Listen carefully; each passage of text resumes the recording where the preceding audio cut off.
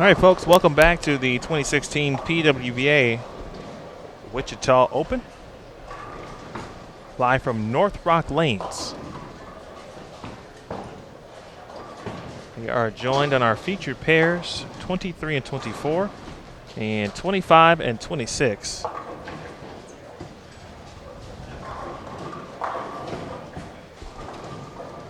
Tish Johnson, Makimi Itakura from Japan, Nora Liana Norkamal from Malaysia,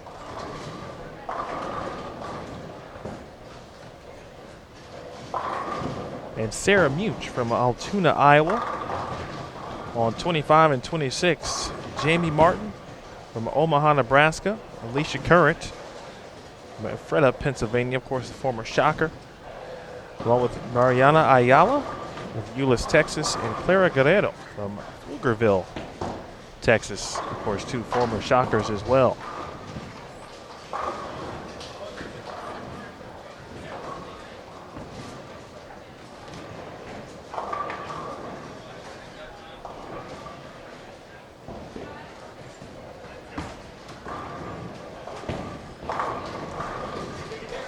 Of course, be sure to check out pwba.com/live. And check out all of the standings. Of course, first 6-game block, round number 1 this morning. And Angelamar Beasley, the lefty, currently in the lead at plus 220. Lee Jane Sin from Malaysia right behind her at plus 214. Rocio Restrepo at plus 206 in third. Amanda Green at plus 197 in fourth, and Christina Rosberg from Ord, Nebraska is in fifth at plus 177.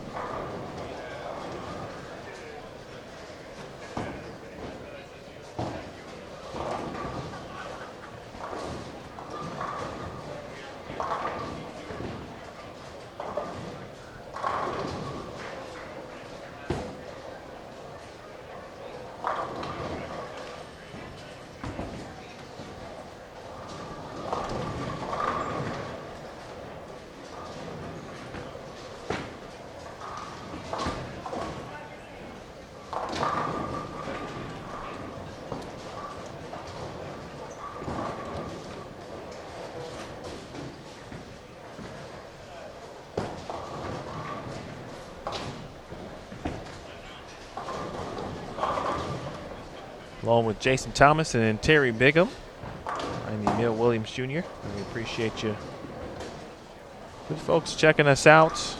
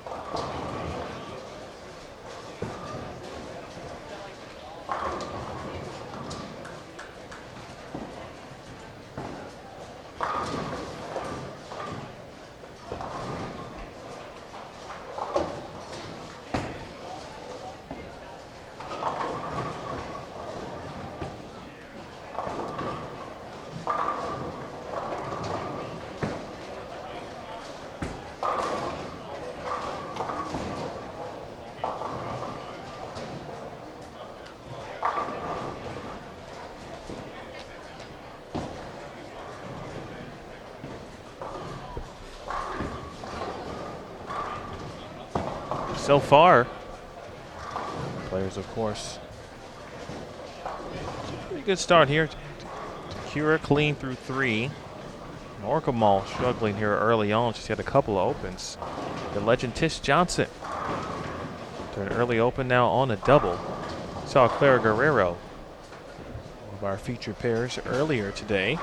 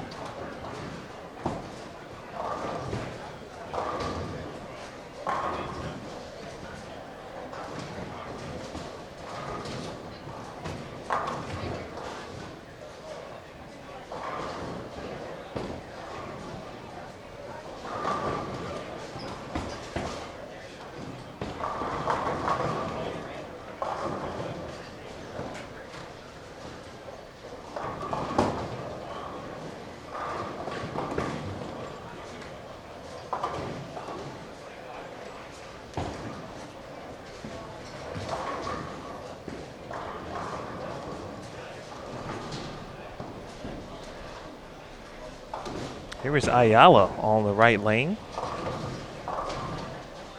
And that right being lane 26.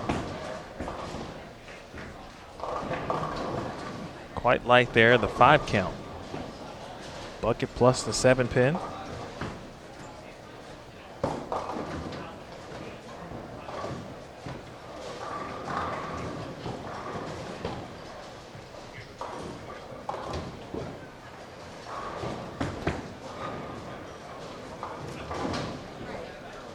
Spare there by Tish Johnson.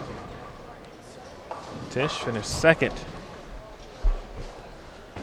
Unfortunately, for 4th consecutive time at the Senior Queens just a few weeks back, losing to the first 3-time champion, first 3-peat winner, and the second 3-time champion overall in the Robin Romeo.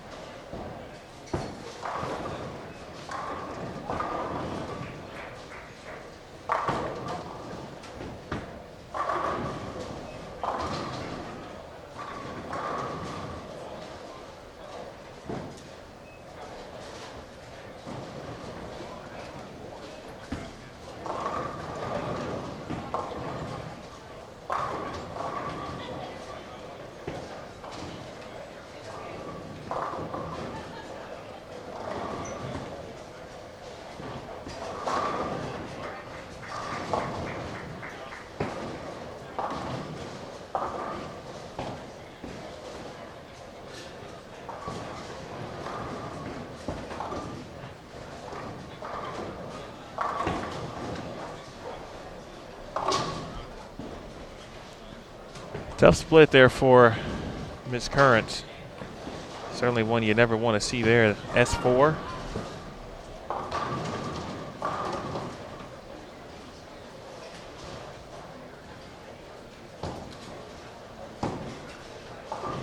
Three, 4, 6, 7, 9, 10.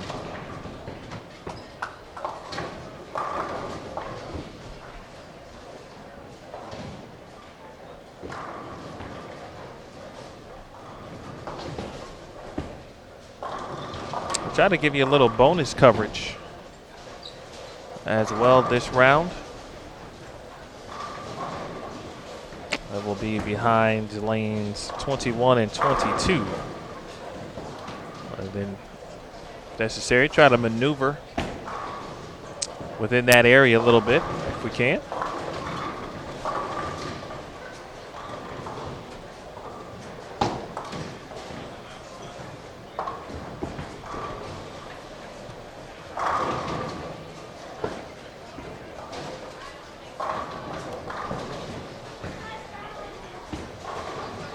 Terry Bigham back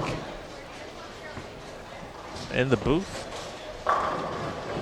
Terry's been a busy man the last couple of days. In fact, the last couple of weeks. It's a lot of fun. Watching a lot of bowling, seeing a lot of great bowling. It's good to see and have Terry out, of course. Of course, it's also nice to come over here and watch Tish bowling.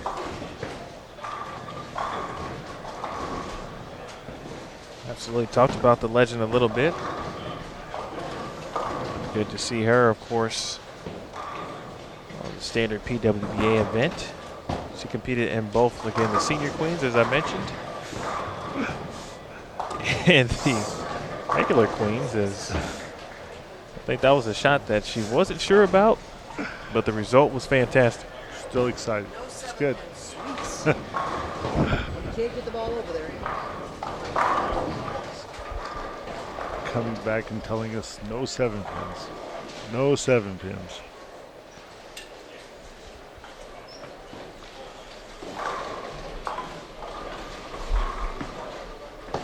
I'm sorry, I sort of like the animated bowler.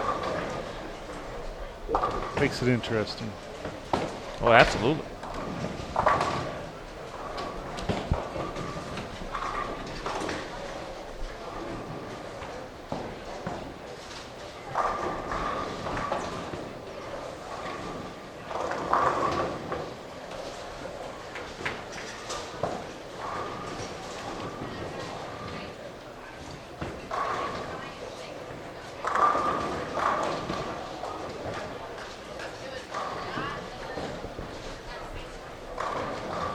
Ayala now with a big double. She is clean through 5 frames. And if you're just joining us, this is round number 2, the second 6-game block of the PWBA Wichita Open 2016 version. Check out our live page at pwba.com/live. You'll be able to find qualifying results, standings. Of course, round 1 complete, just beginning round 2. You'll see the live scoring link as well. Be sure to click on that, live scoring, here at North Rock Lanes in Wichita. Check out some of your favorite players there as well. You'll also see the roster, the lane schedule, and the oil pattern of the 2016 Wichita Open 41-foot pattern. 26.89 milliliters of the Kegel Ice oil. You're not going to give me your ice baby here? I made Emil laugh. That's all I wanted to do. How about that? I got him laughing on air. I can always go back to that. That's good to do. Laughter is good for the soul. Good bowling is also good for the soul as well. We watch Clara Guerrero. Clara, she made a move, maybe a little right as compared to where she may have started things earlier today. Of course, again, second 6-game block.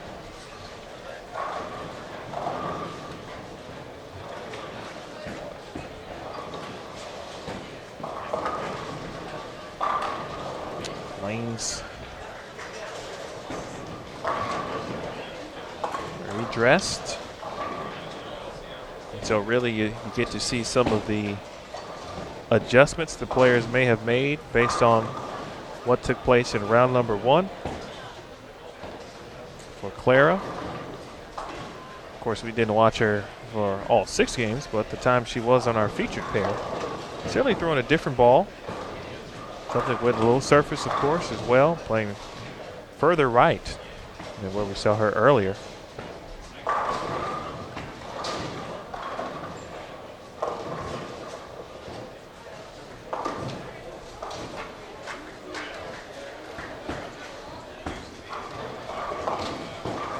Right now, again, that cut line. Top 32 bowlers. We'll move on to the cashers round tomorrow morning. It is plus 65 after 6 games. Currently held by Ayami Kondo from Japan and C.T. Rockman from Malaysia. Both at plus 65. Again, your leader, Yelimar Beasley.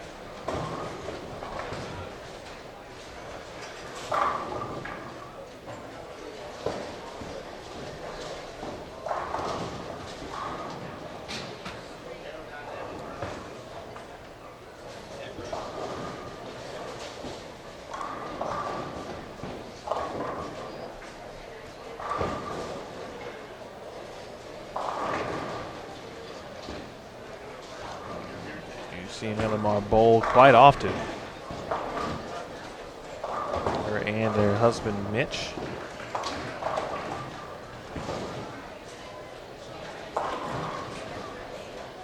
Yelimar originally of Venezuela, now residing in Clarksville, Tennessee.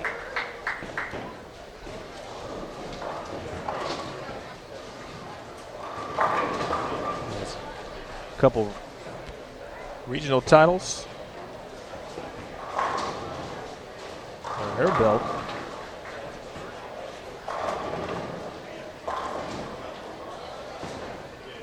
The PWBA variety.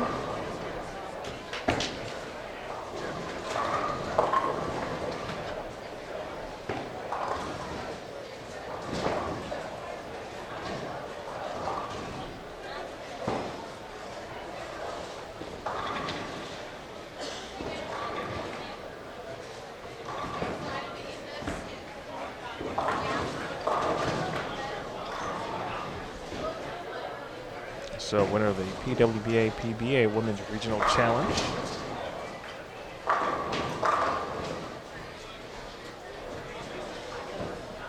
Shot there again from Tish Johnson.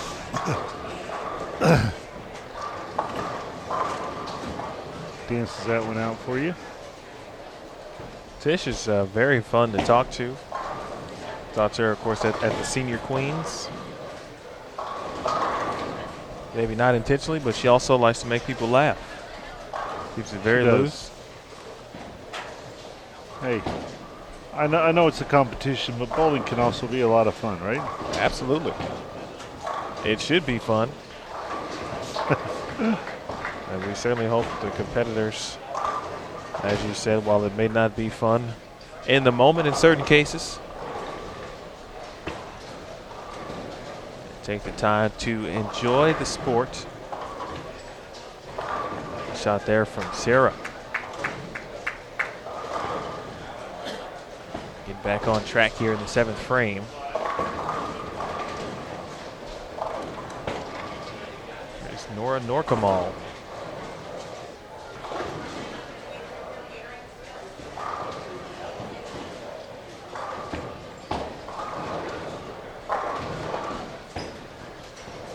All balanced there at the line. Just the head pin. She'll leave the 1-2. Well, slow start to our featured pairs here as Shakur will not get any help on the 7 pin.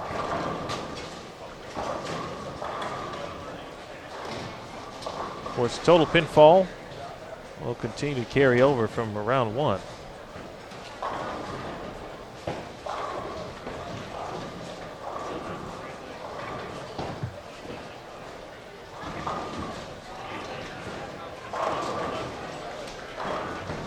Clara will get the help. The tap on the 7. She's in good position. She heads to the 9th frame.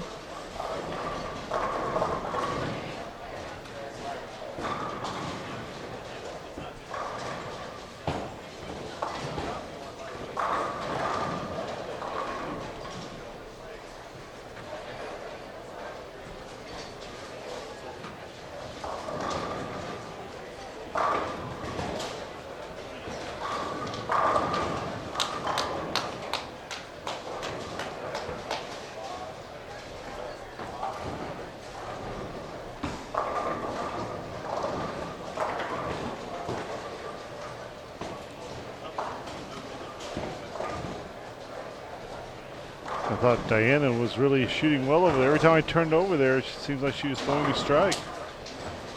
It's like getting, not seeing anybody put anything big together here so far. Tish is wandering around back here. She's fun. It's always nice to meet people. We haven't maybe talked to them first time. Yes. And they are just as nice as people. You can equate that to how good they are as bowlers. They are just as good as people as well.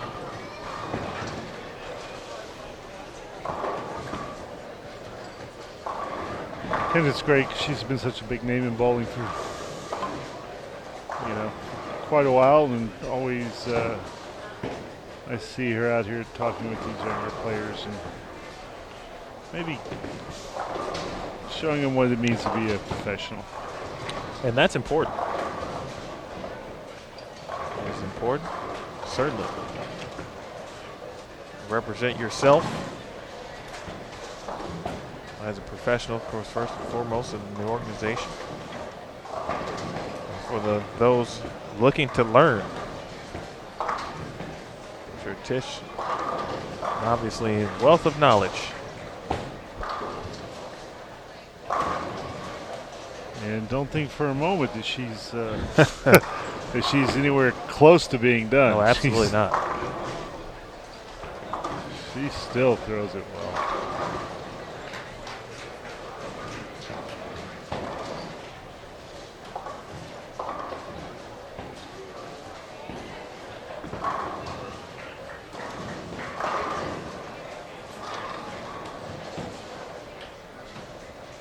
little bit outside for Alicia Current.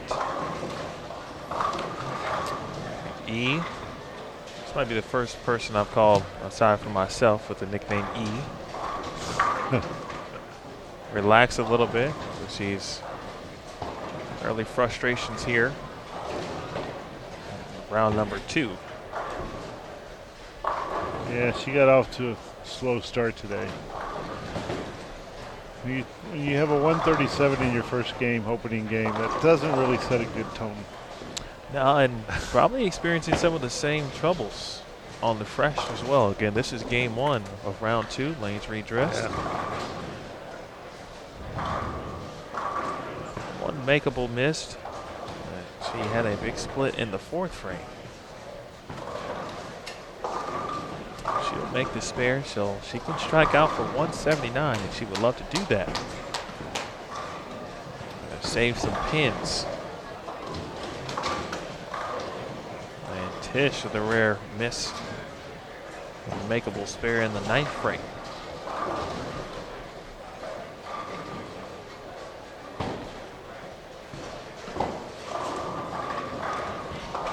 I think Tish is having a long talk with Tish right now.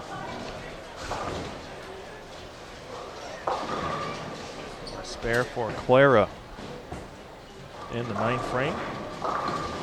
We'll take a peek over at lanes 21 and 22. After this shot from Norca Mall, that one is right as well. She'll kick the 8. There's Megan Kelly. Oh, Megan with a nice strike there. She finished the day, should be the earlier block, I should say. Pretty strong as well. In fact, she had 290 pace going for some time. Finished with 250. She got a strike in the 9th. Here is Tiffany Morris.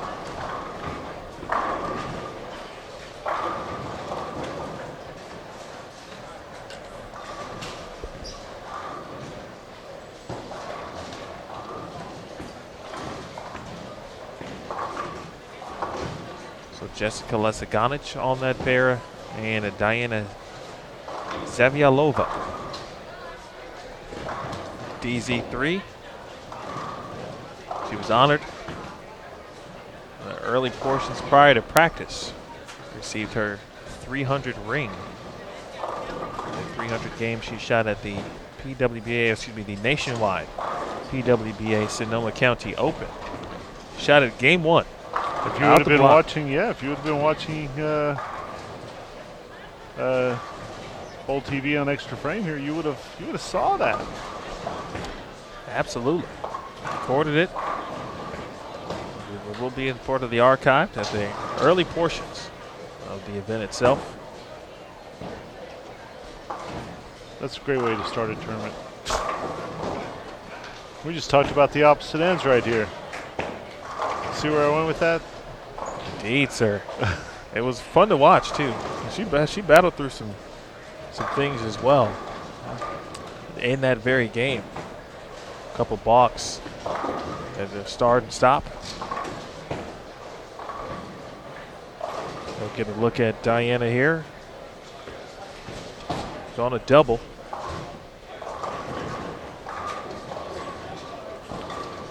Put back over to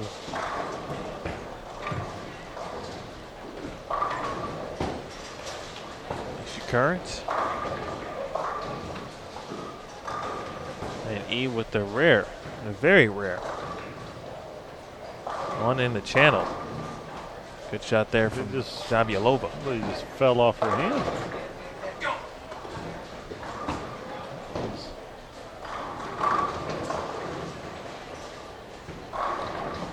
It's certainly something we don't see every day. It is bowling, though. It does happen time to time. These players are certainly human as well. Someone's got to hurry for Claire. If it hasn't happened to you, you ain't bowling, right? Pretty much.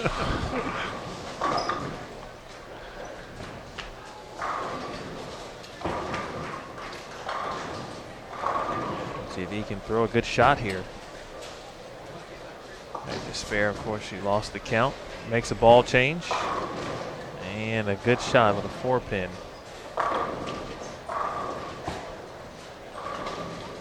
Tough start there for Alicia Current. I like the shot there on the fill, unfortunately. Well, not the fill, but the spare attempt. Tish finishes out for a 190. Could have been a little bit better. Missed a makeable spare there in the 9th.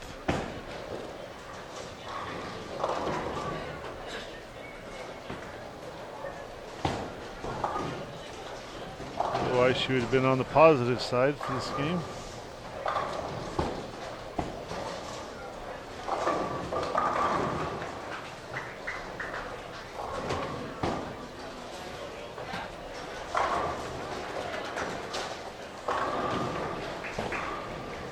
Nice opening start for Zaviolova.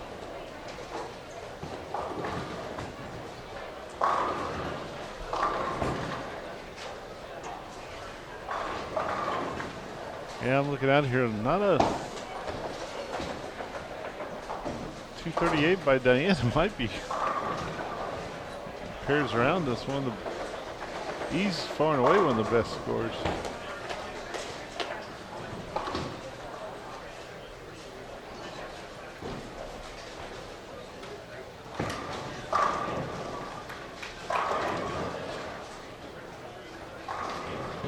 Jamie Martin has a nice run going here to finish on your far right lane. And I jinxed her. Just kidding, I know I don't have any impact on what's going on out there.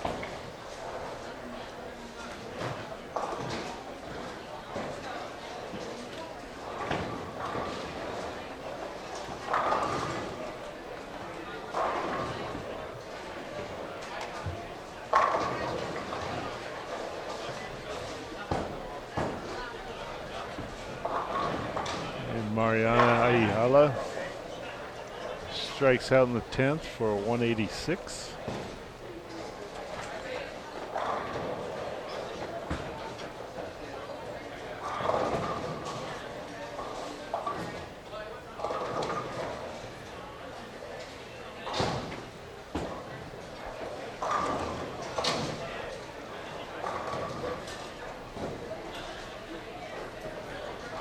And Jamie Martin converts her spare for a 201.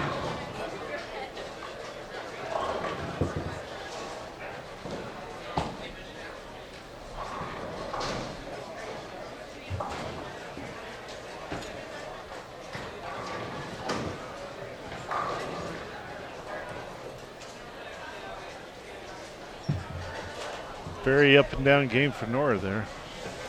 Some early struggles. Our featured pair. Opening game of round 2 of qualifying. Now through 7 complete just about. Coming up next, we'll have our leader after 6 in Elamar Beasley. Carrie Smith, Debbie Ayers, and Suedlin Ko of Malaysia will be on 23 and 24. Sydney Brummett, Natalie Goodman, Katie Garcia, and Kelly Kulick will be on 25 and 26.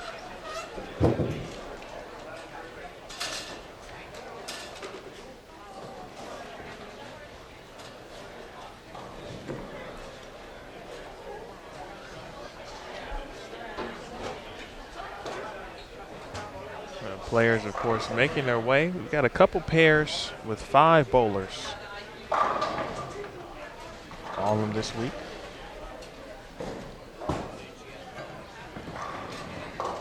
So any delays in scoring, tabulations. Of course, some players get done quicker than others. There's 25 and 26. Again, you see already into game 2. Yes, I can see Kelly. She's ready to go. She's going to keep marching through. Kelly goes about her business, gets it done. Yes, she does. Opening shot, 9 count there. Natalie Goodman opening washout. She will get 3.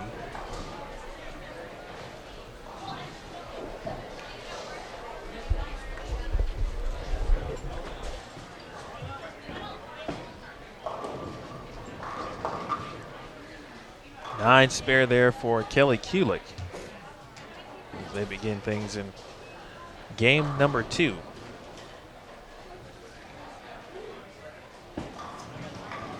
The opening shot from Sydney Brummett. Again, a 9 pin. She will exhale. I know. Turn down my sound before I start talking to people over here. Sorry, it's chatting with Brian O'Keefe. Brian's so insightful. I always try to flag him down, tell him to come on air and share his extensive knowledge with us. And he said, qualifying is kind of tough because he's out here coaching a lot of the women on tour. Yes, he is. I think there's one that he coaches a lot. But he said he would definitely stop by tomorrow and hang out and talk to Emil Williams Jr. is what he said. So, or is he going to talk to Terry Bick? I think he should sit in the booth with him. He's good. He's a good man to listen to. Absolutely. Brian is always a pleasure to talk to. Spare from Katie Garcia. Katie's got a lot of local support surrounding her. She was near us in round number 1.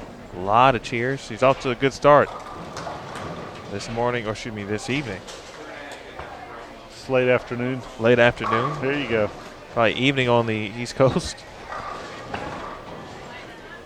She's at 2:55 in game 1.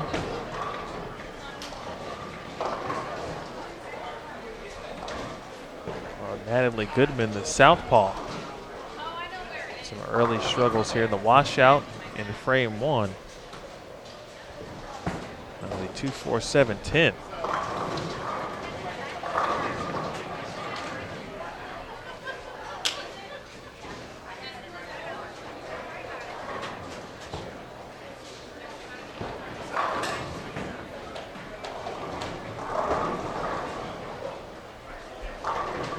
Natalie, former Vanderbilt competitor.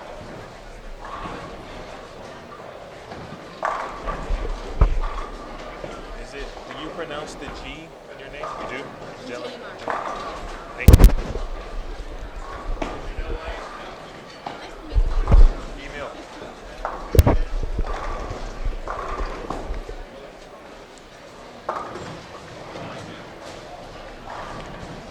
To ask a very important question there. Who were you talking Jerry? to just then? I was talking to our tournament leader,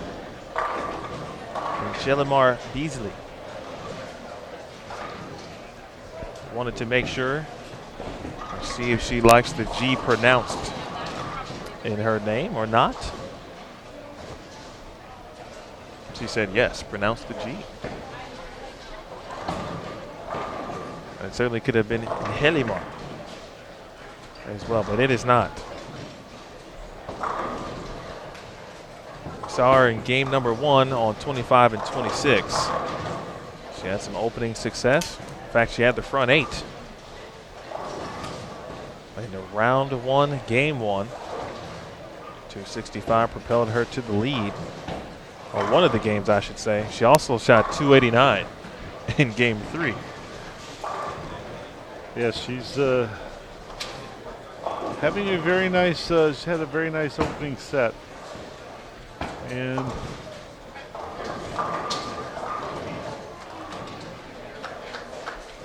a couple left-handers on our featured pair. There's another, of course, Katie Garcia. That one a little high. She'll get some help on the 8-pin. as you can tell, these guys are fans out here. She comes over and apologizes for them. No need, of course.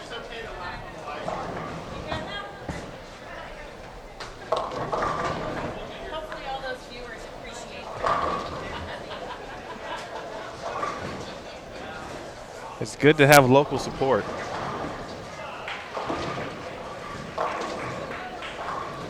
Kulik there. It's a very weird hit. She had one the frame before. I don't know if you saw it. Let's 7-10.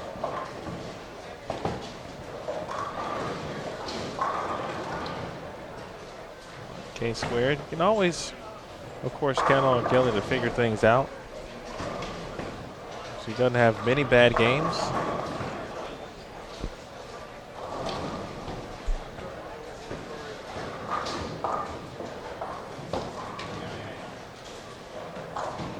Debbie Ayers now stepping up. He's gonna push it, does. Good shot there from Debbie. Sharon Cole from Malaysia.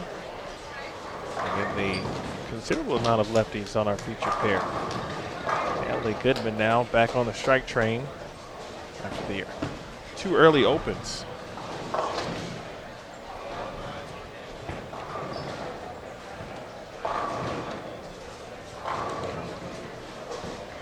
We'll get our lineup of guests for tomorrow. So we can grab today as well.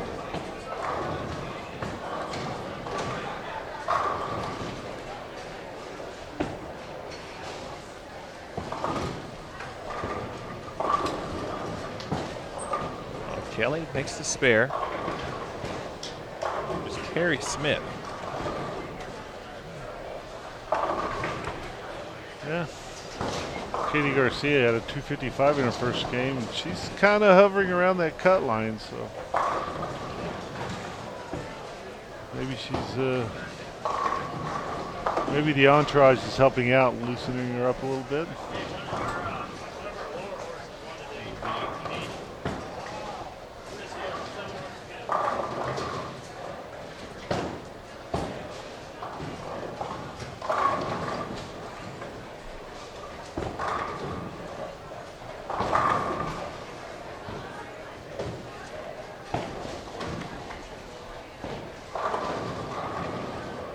Katie had a good run at the Queens. Pushing that 25 to 32 range.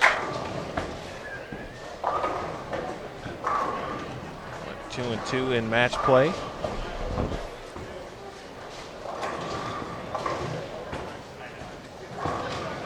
Katie, of course, formerly Katie Verbal.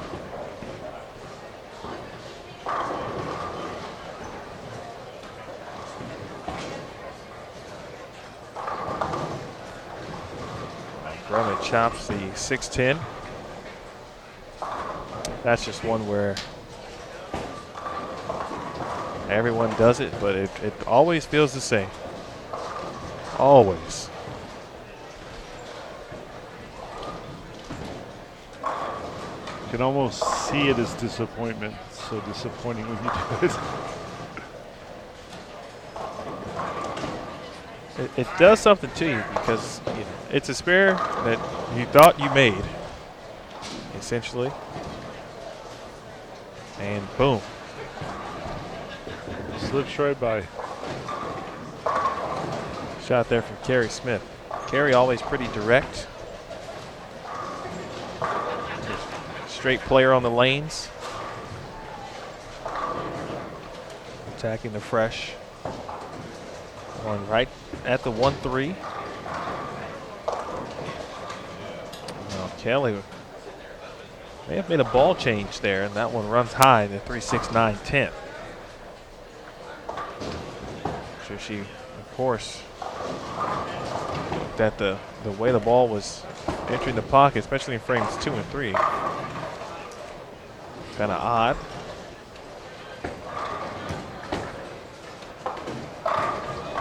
Yeah, folks, we appreciate you tuning in. If you're just joining us, this is game 2 of round 2. 2016 PWBA Wichita Open. He's Terry Bigham. Hi, everybody. I'm Emil Williams Jr. Jason Thomas. He's in the area. Busy as usual. Yeah, he was actually out there shooting the ring ceremony. PWBA players, if you have to be a member, obviously. PWBA members, they got a ring program now for anyone that shoots at 300. And so they presented the first set of rings just before the start of this qualifying round. Put them out there on the approach so they can be recognized by their peers. Jason Thomas is over here shooting video of that. So hopefully he'll be putting something together soon. You can see that presentation.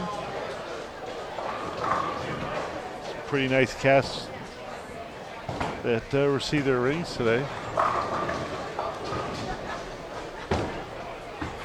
But we'll let Jason's video share it with you later. We'll see who got those.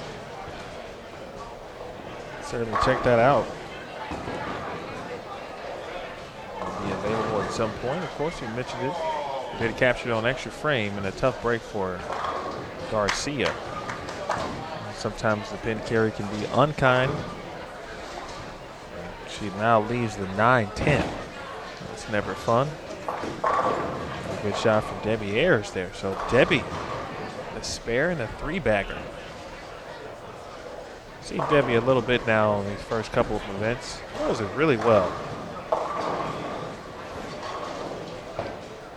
It's only a matter of time.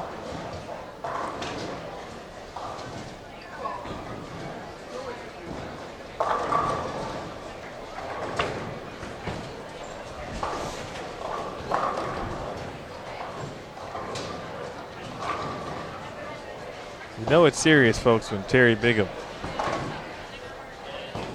is out and about. Yes, and apparently people out there notice. Indeed. My phone, I'm receiving a text.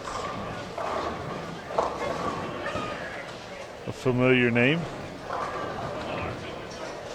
We'll leave it at that.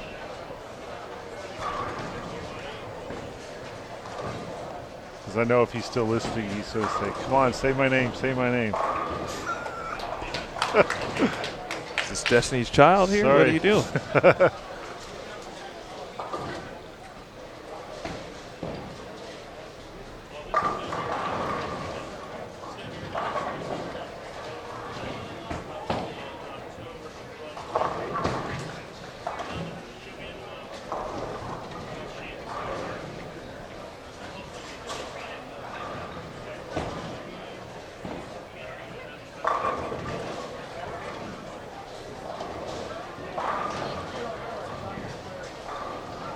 Sharon Cole attacking a single pin spare. Should make light work of that. 23 and 24, clean through 3 3/4 frames is Jelimar Beasley. And set to step up here in the fourth frame.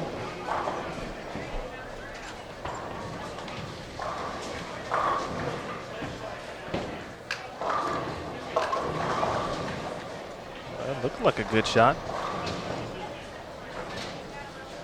Trapped high.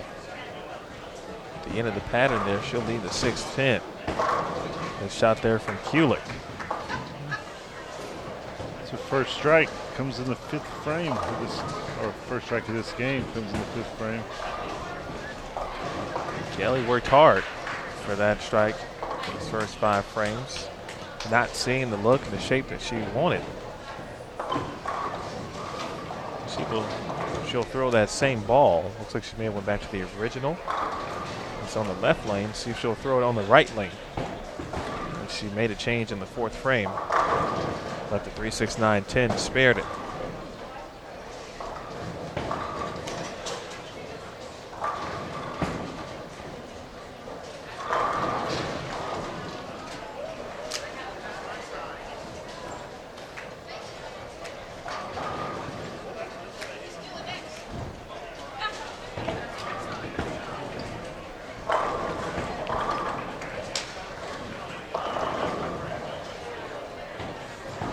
Appreciate everybody out there listening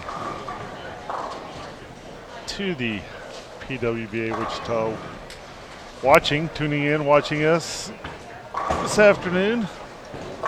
And I've been asked to give a shout out to a certain meteorologist in Indianapolis. Big bowling fan, does everything she can to support. You know, we'll be in Indianapolis here not next month for Junior Gold, so we expect Daniel Dozier to come out there and show some support to the youth bowlers. She does tune in and listen, so it's always great to hear when she's out there listening. She is a big supporter, as you said. I've seen some video. Her knocking 10 pins down. Pretty solid. Now we just need to make sure she sends us a list of good places to eat.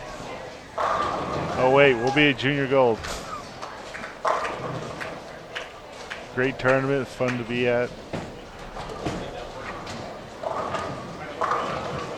And of course this year they'll have the USA Bowling first national championship out there, so that'll be fun to see.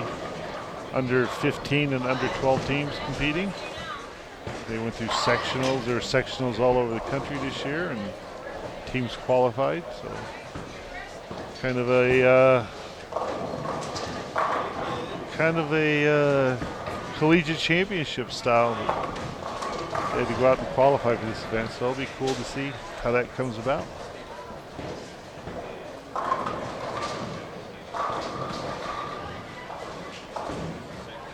And of course, young bowlers came up through the Junior Gold program, one right there in front of you. Absolutely. About Sydney Brummett, Junior Team USA member, heading to Arlington, Texas on Sunday. Joining her teammates for camp next week. And that's how she earned her way to Junior Team USA. I believe it was through Junior Gold. Pretty sure.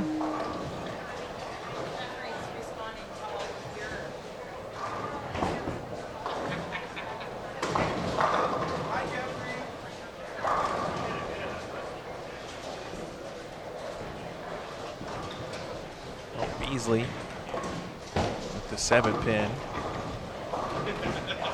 Delamar has been around the pocket the entire game here, but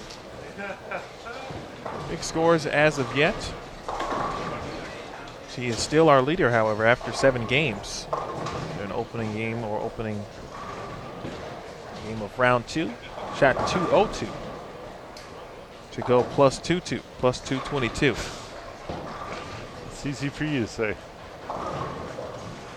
So throw your 2s up. She leads. 202 for plus 222. Is that what you said? That is what I said. A lot of 2s in there. In second, Rocio Restrepo at plus 210.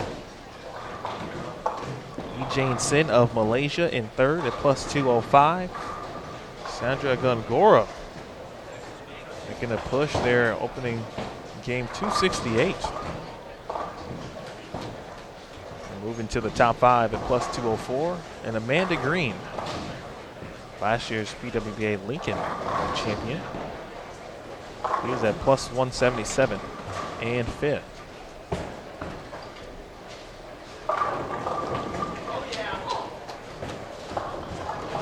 Cut number continuing to rise, of course, as expected. Currently now at plus 72. It was held down by Esther Chip from Malaysia.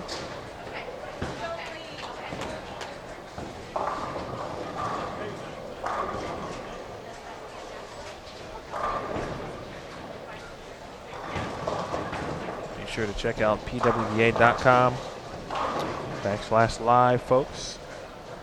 Looking for your standings. Also check out live scoring as well.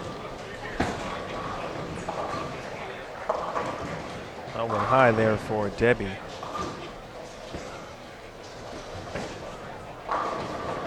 Three, 6, 10. Man, hung up in that one just enough.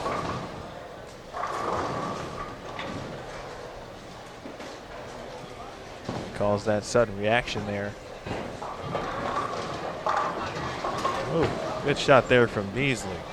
She'll leave an 8-pin. I think she wanted that one.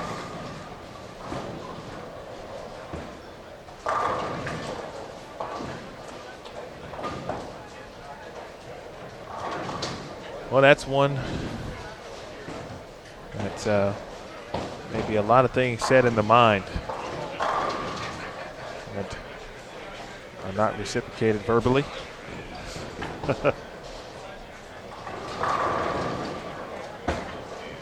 It's off to our right, Angie Ramirez Perea. Yeah, 6 out of 7. And max at 279. It's Garcia looking for a double. We got to get some help with a 3 fall it will.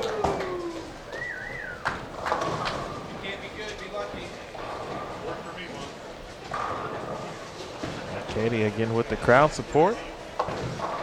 Big double for though in frame 6 and 7.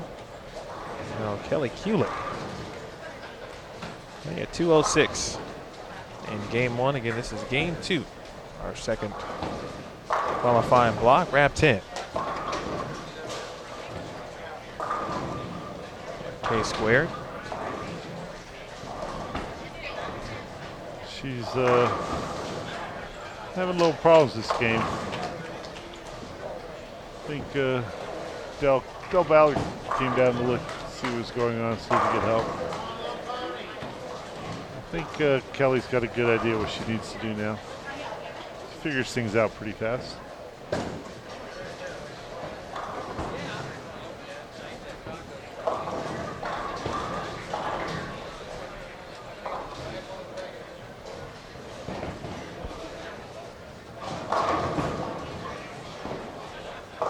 Of course, at the conclusion of our round, we'll have a recap for you. The day's events, including our leader at the end of 12 games. A few thoughts.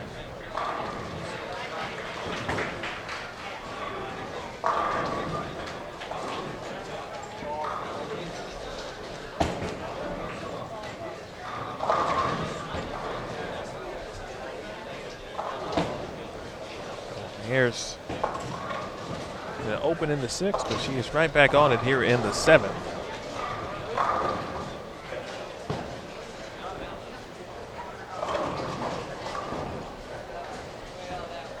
Don't forget, folks, check out the PWBA Tour on social media. Look us on Facebook and Twitter.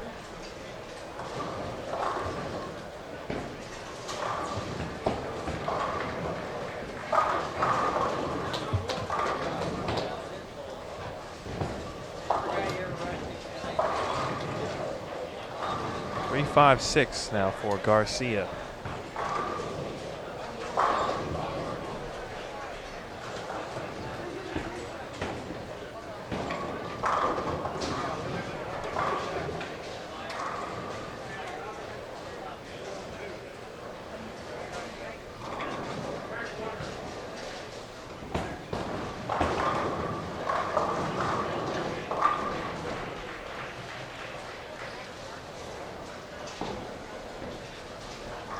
Sydney can get,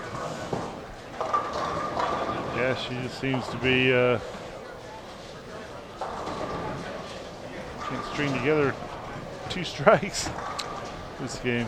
I tell you, the Fiji pairs here after lunch not being kind to our competitors here. This pair from Garcia. Should have moved them 2 over. See Angie still,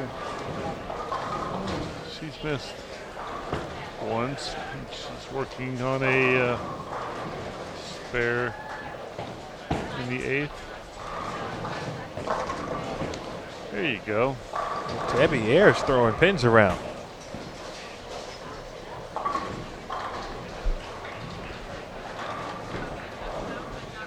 double for Debbie.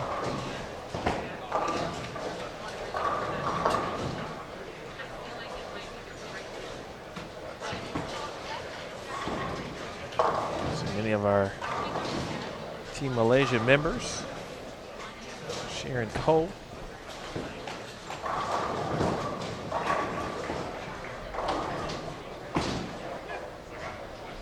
To her left, Shaidatul Hamidi. Talk about the international presence at the Queens. Really on display at the beginning of the season at the Las Vegas Open.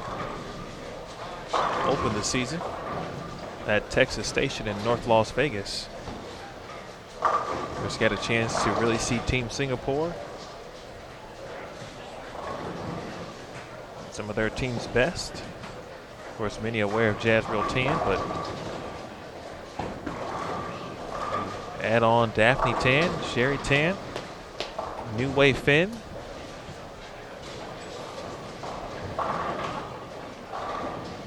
Your USBC Queens winner. Not only competing, but they're setting the mark for those events too. Absolutely. Bernice Lim from Singapore won the USBC Queens last week.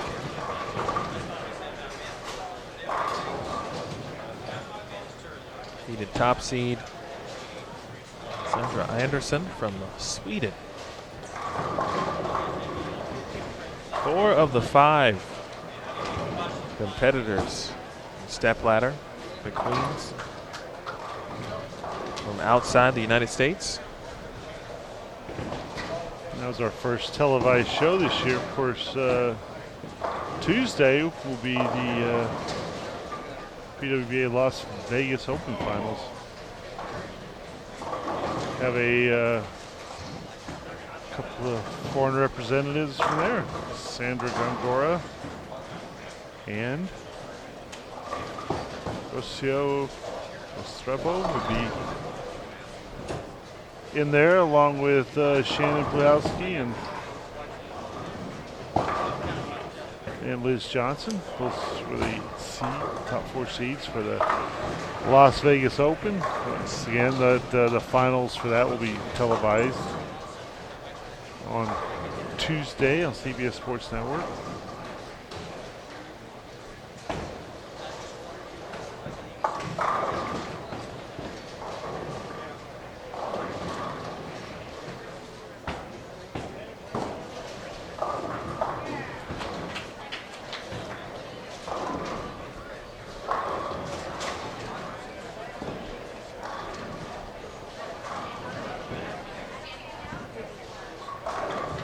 Debbie here in the 9th frame for another 3-bagger.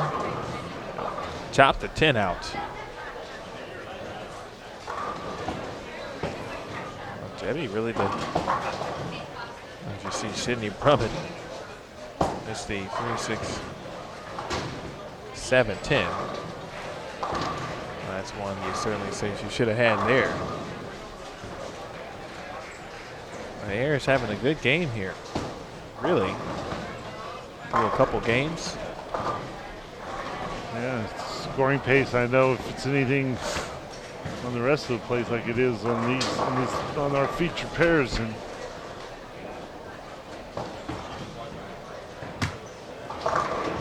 certainly thought this tournament, or I should say this week, will be a little lower scoring.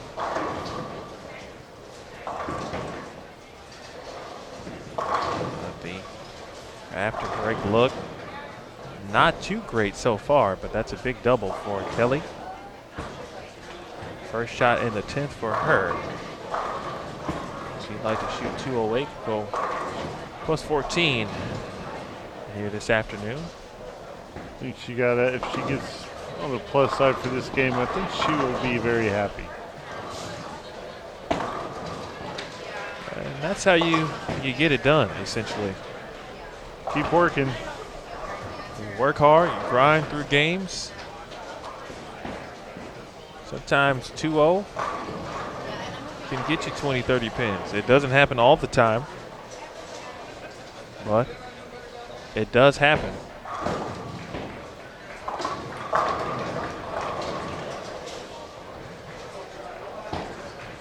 10 pin there for Carrie Smith.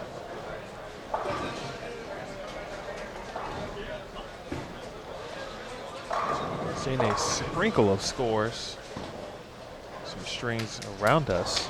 Looks like to our right, mentioned Angie Ramirez Correa having some success early in the ball game.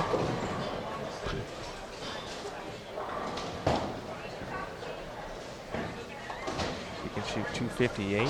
Holly Ann Johansson, current Wichita State Shocker. Many of you probably saw her last week on television. Shockers taking on the Weber International Intercollegiate Team Championship. Ashley Rucker should be plus as well. Some good scores, some good games, but right now it's about Debbie Ayers.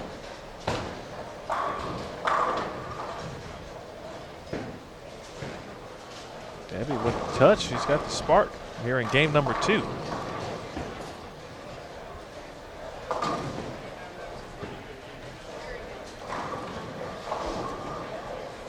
And Kelly finishes with a 194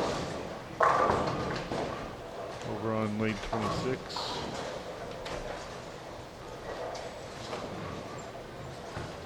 Debbie looking for her 5th consecutive strike. I don't think she liked that one at all off her hand.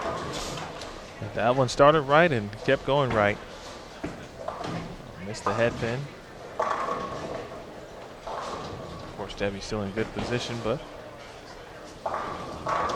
she'd love to have that one back if she could. This game, Brandy Sanderson at 222. Game 2 just off your screen.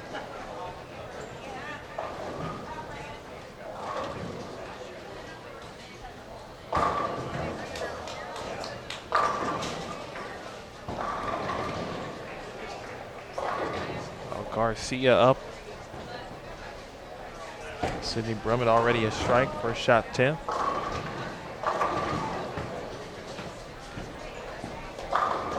Shot there for Garcia. She can shoot 203. 2 more in the 10th. We'll bring it to plus 58 in round 2 this afternoon. 239. It's got to get up for Sydney Brummett. She will leave the 7 pin. Coming up next, we get our first look at Brenda Padilla, Maria Jose Rodriguez, Erin McCarthy, and Missy Parkin. Well, that's a good cross. They'll be on 23 and 24. 25 and 26. We'll have the 5-bowler special. Ashley Galante, Brianna Cote, Christina Rosberg, Christina Wendell, and Brandy Bronco.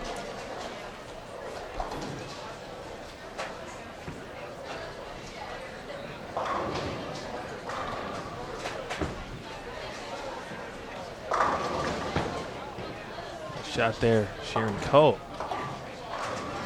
3-bagger. Sydney Brummett just wants to get off this pair. That pair is looking tough, no doubt about it. This is the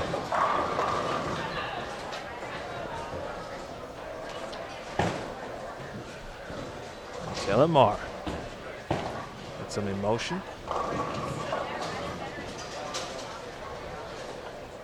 Oh, that was a very big strike for her. Indeed it was. It's her 4 in a row. Sets her up nicely here from the 10th. Well, It's in the 220s. Next one we'll put it in the 230s.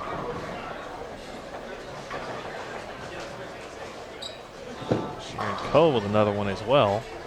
She can shoot 212 with the final strike in the 10th. Another one for Beasley. A max score of 238 for our tournament leader.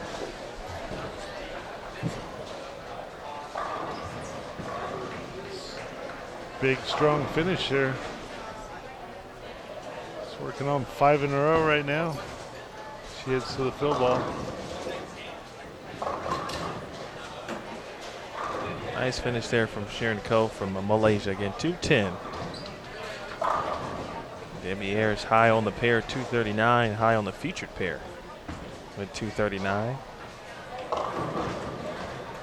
Fine place for that one. For Angelimar, 234. She will finish with.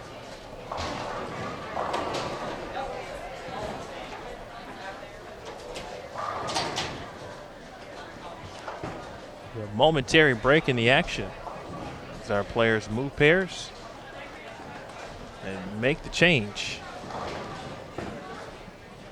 We will take a momentary break. Also, don't go anywhere, folks. We'll be right back in just a few. We can get you a little extra coverage of 21 and 22. Back in a moment, folks. The 2016 PWBA Wichita Open rolls on. You're watching Bowl TV on Extra Frame.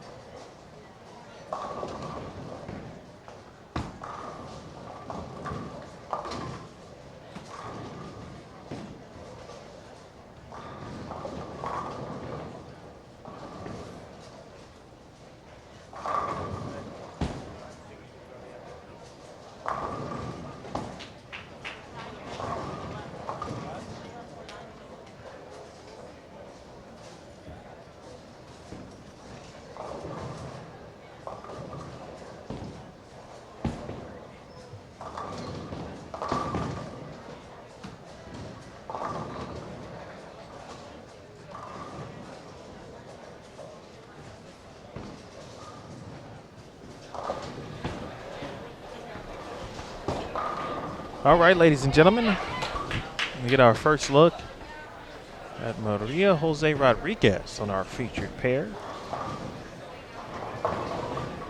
That one was a little left, but she'll take the hold and the carry. Early double for Maria. She is joined by Missy Parkin, 2011 Queens champion. Team USA member Brenda Padilla also on the pair. Brenda, former Team USA member herself. Open championships.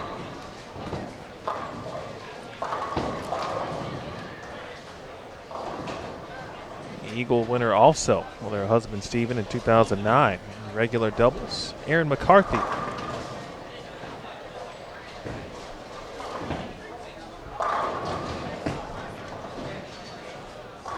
Last year's Queens runner-up, Miss McCarthy, and another good run this year at the Queens. Former Husker and a member of Midland.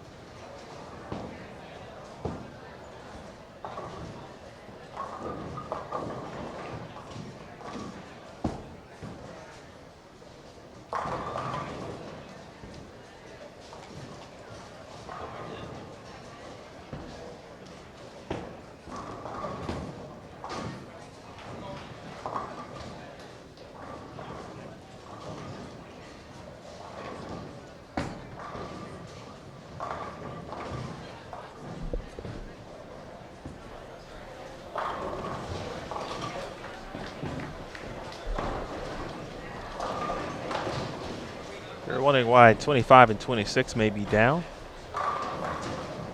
They will be on their way momentarily. The pair has 5 players on it. So a few minutes longer, of course.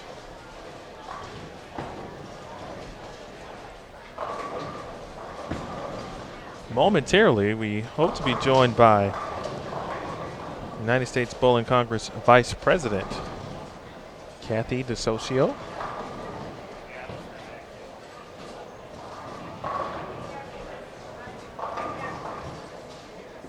Talk to Kathy, of course, her and her husband Frank, proprietors here at North Rock Lanes, proprietor at several other centers, including the Alley.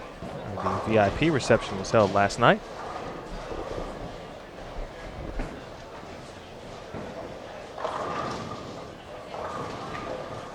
Very active and prominent in the proprietor scene, of course, former president of the Bowling Proprietors Association of America as well. In front of us here is Aaron McCarthy. McCarthy will take 3.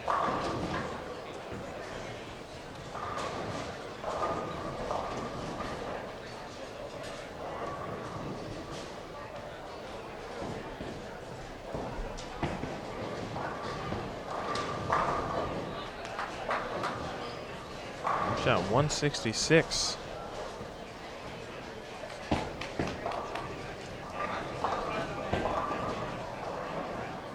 The opening game of this round.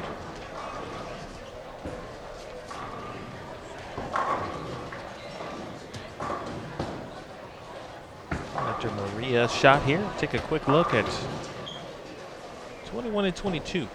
Summer Jasmine, Katie Sutphin, Olivia Sandham, and Anne-Marie Dugan. Another one on the board for Maria.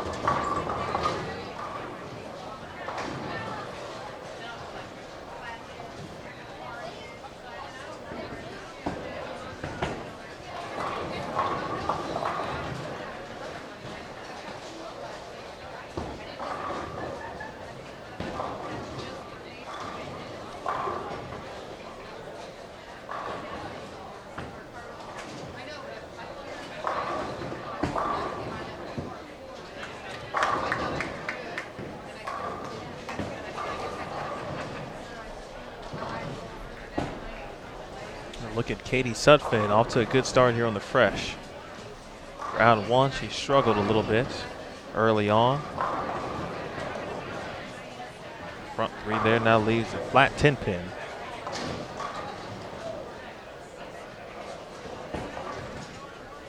(25 and 26). They are ready to go. In fact, already bowling. Brandy Bronca starts the game with a 10 pin here.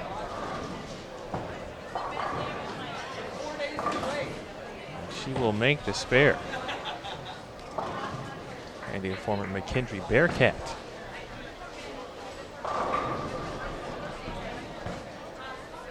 Summer Jasmine throwing pins as well, striking the 5th frame. She's got a 300 at the Open Championships.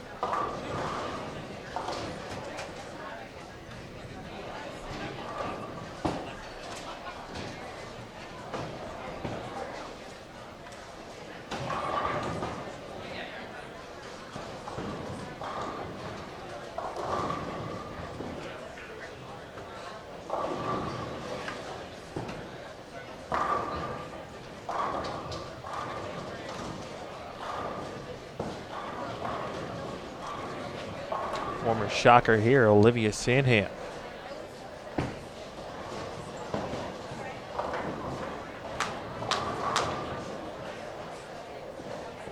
It's 50 over after 2 here this evening. Looking for a double. Off to a good start. That one's got a push. She'll get some help. She'll trip the 4. Oh, double, 9 spare double. Through 5 for Olivia.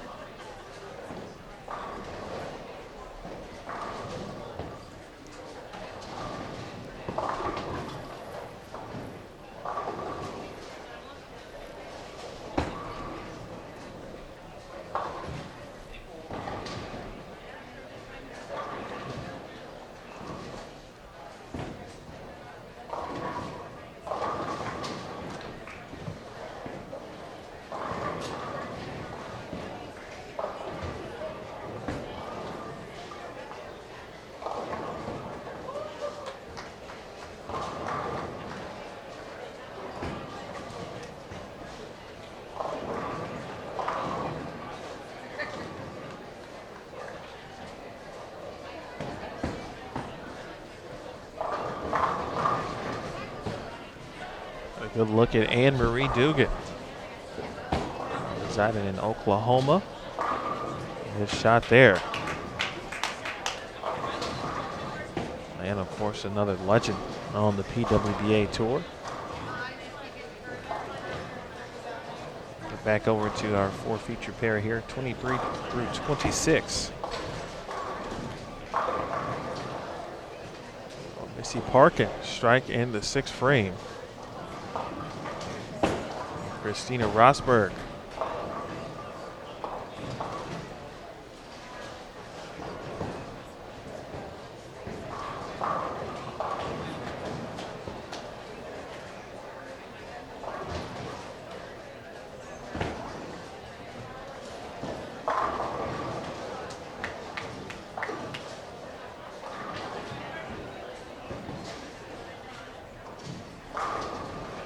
Rosberg having a good day so far.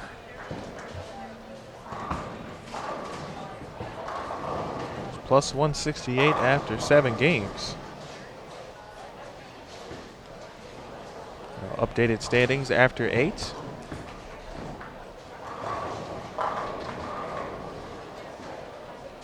Rosberg tied for 14th at plus 148.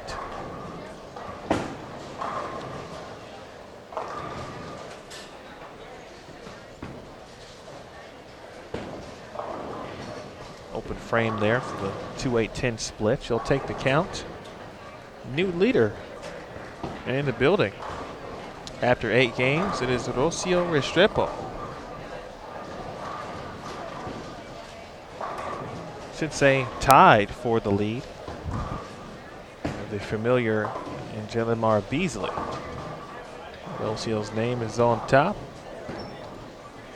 They are tied for the lead, and all of a sudden have created a little distance between themselves and 3rd place. That belongs to Diana Zavialova.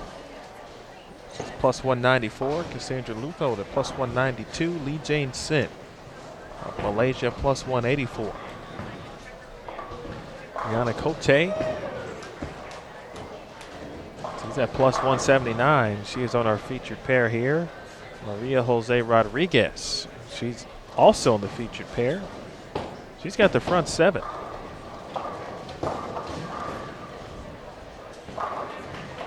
Talked to Maria a little bit last week. She joined us in the booth in the Queens competition. Talked about the pattern a little bit last week. What it takes, of course, to win that event. She won in 2014.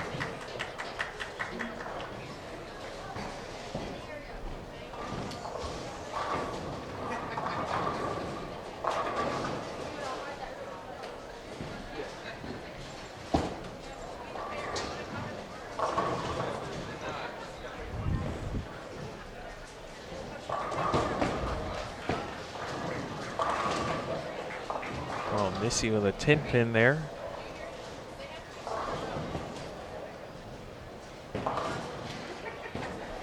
Ball roll, I'm sure not to Missy's liking, at least right now. Brenda Padilla had a good run last week at the Queens as well. Good to see her back out and competing.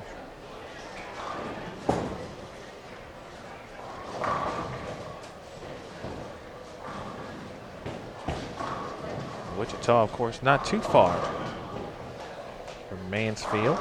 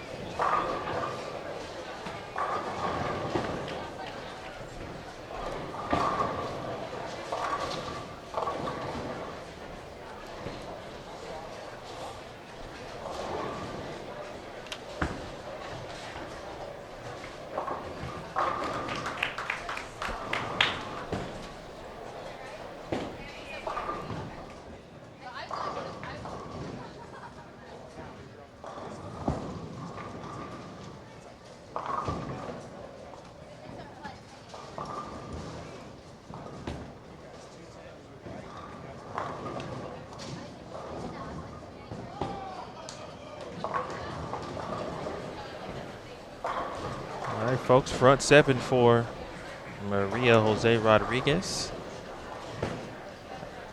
8th frame on lane 24. With the carry. Well, 8 in a row for Maria. Now, folks, pleased to be joined in the booth by former Wichita State Shocker, a gentleman who really, really loves bowling. And I'm talking about the way the sport should be loved. Very devoted.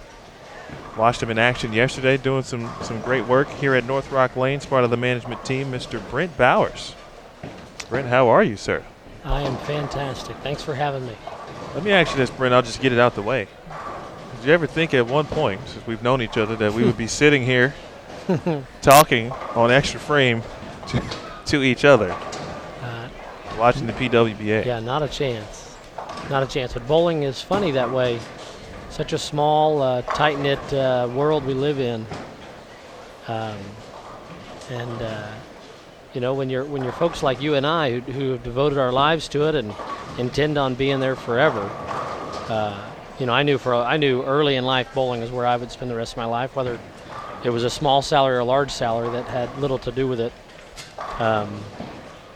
Fortunate enough to get to see it from many different viewpoints, and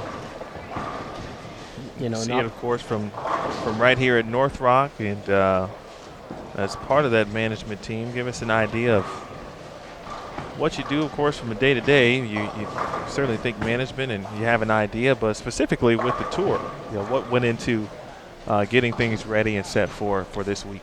Well, by management, I mean I fill the vending machines, you know, once a week. And no, I try to just be as helpful as I can be. You know, I don't have any direct title. I came on board here almost 2.5 years ago after exiting a coaching role within the state proprietor organization.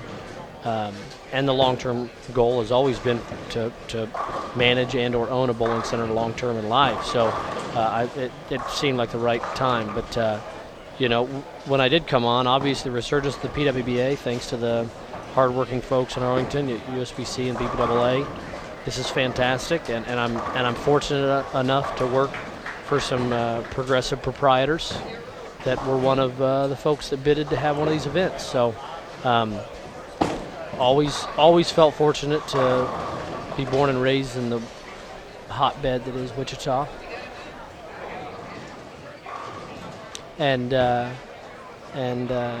So yeah, but no, North Rock, you know, it's a great tournament house. We've hosted a lot of great tournament events over the years. You know, the '93 PWBA PBA Wichita Open, with the fantastic final between Albee and Ozio, 279 to 300. Amleto Monticelli's won here. Dave DeEntremont, Ryan Schaefer. A lot of talent, and you know, I think the '93 Women's U.S. Open was also here. So it's a great place for tournament bowling, and we're so happy to have a prestigious national event like this come back for a second year, and hopefully for the foreseeable future. So Front 9, of course, as folks can see, Maria Jose Rodriguez. Should that continue on in the 10th frame? Document that for you via video. Jason Thomas, but we've got it live right here. A good shot there from Aaron McCarthy, rebounding nicely in the open frame in the 3rd. 6 in a row, but right now the stage is set for Miss Rodriguez. Emil, I'm not sure if it's just me, but the amount of talent out on this tour, even from last year, it's just amazing. These girls are incredible. I mean, I would take great compliment if anyone ever told me that I bowled like a girl after watching these ladies. These gals, Absolutely. These gals are just incredible. It's just, and you really got to see it. So if one of these events comes to your hometown bowling center within driving distance, you got to stop by and check this out because these gals are just amazing to watch. First shot in the 10th frame for Maria Jose. He's got to push a little bit. Good. Beautiful. Front 10 for Maria.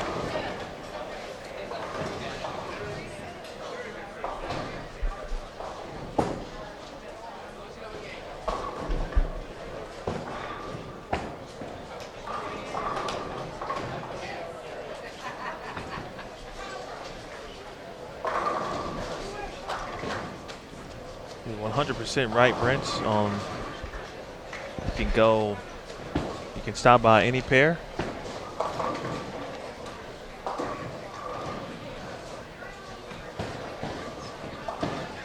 Anybody on any pair at any given time can win an event. The talent is that strong, and the depth, of course, as well. It's shot number 11. Beautiful.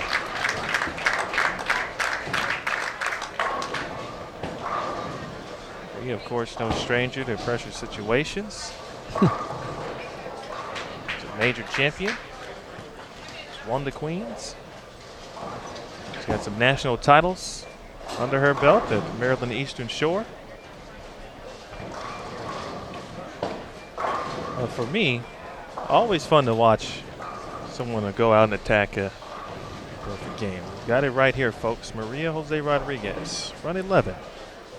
Lane 24 in the Wichita Open.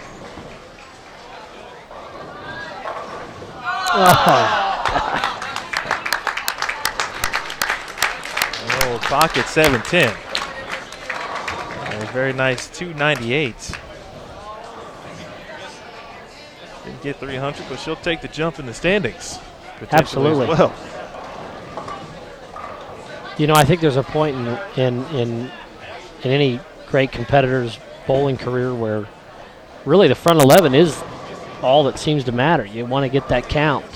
You know, surely another 300 is a wonderful thing to have, but if there's a time to miss, that's the time. You sacrifice the least amount of pins. So congratulations to Marie on a fantastic game. She really throws it well. So does Erin McCarthy. She kind of takes over in the sense. She's got 7 in a row, the back 7 at this point. She's a silent assassin, Emil. She does exactly this. She'll sneak up on you. Just very, very introverted, such a nice girl. Erin and I bowled together a lot as junior players in the Greater Iowa Scholarship Bowling Tour, the GISBT, ran by Eric Littig. And, good times there. Had some good times back in the day. Yeah. I think you were. You probably made it up to a few of those. I did. They're pressing, 20 years with that youth bowling tour, and still Eric and his crew, Patty and Brooke. And I tell you, I've had my share of running some tournaments and staying with it as long as they have and as dedicated as they are. That is really something to admire. They really, I was lucky to have them and lucky to have them cultivating that kind of environment for the youth bowlers in the area.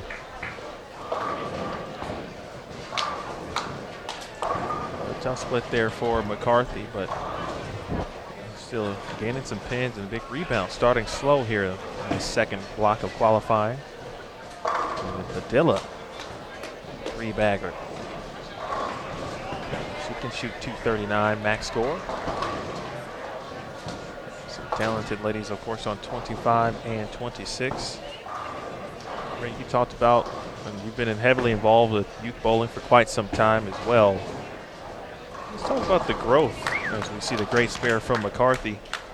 The growth of youth bowling, of course, you're familiar with the collegiate portion as well, and specifically now for the ladies as well, to have that extra tour to ascend to, aspire to as a youth. Yeah, they needed this. This next step was imperative. again, lots of credit down to the folks in Arlington.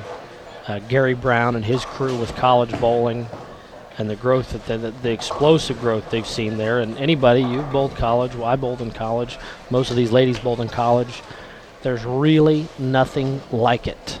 The adrenaline and the emotions and the family, that we always kind of called it like a fraternity of people. It's just a wonderful thing, and this is the obvious next step for those folks coming out of college. So, so happy that they get to come out here and do this.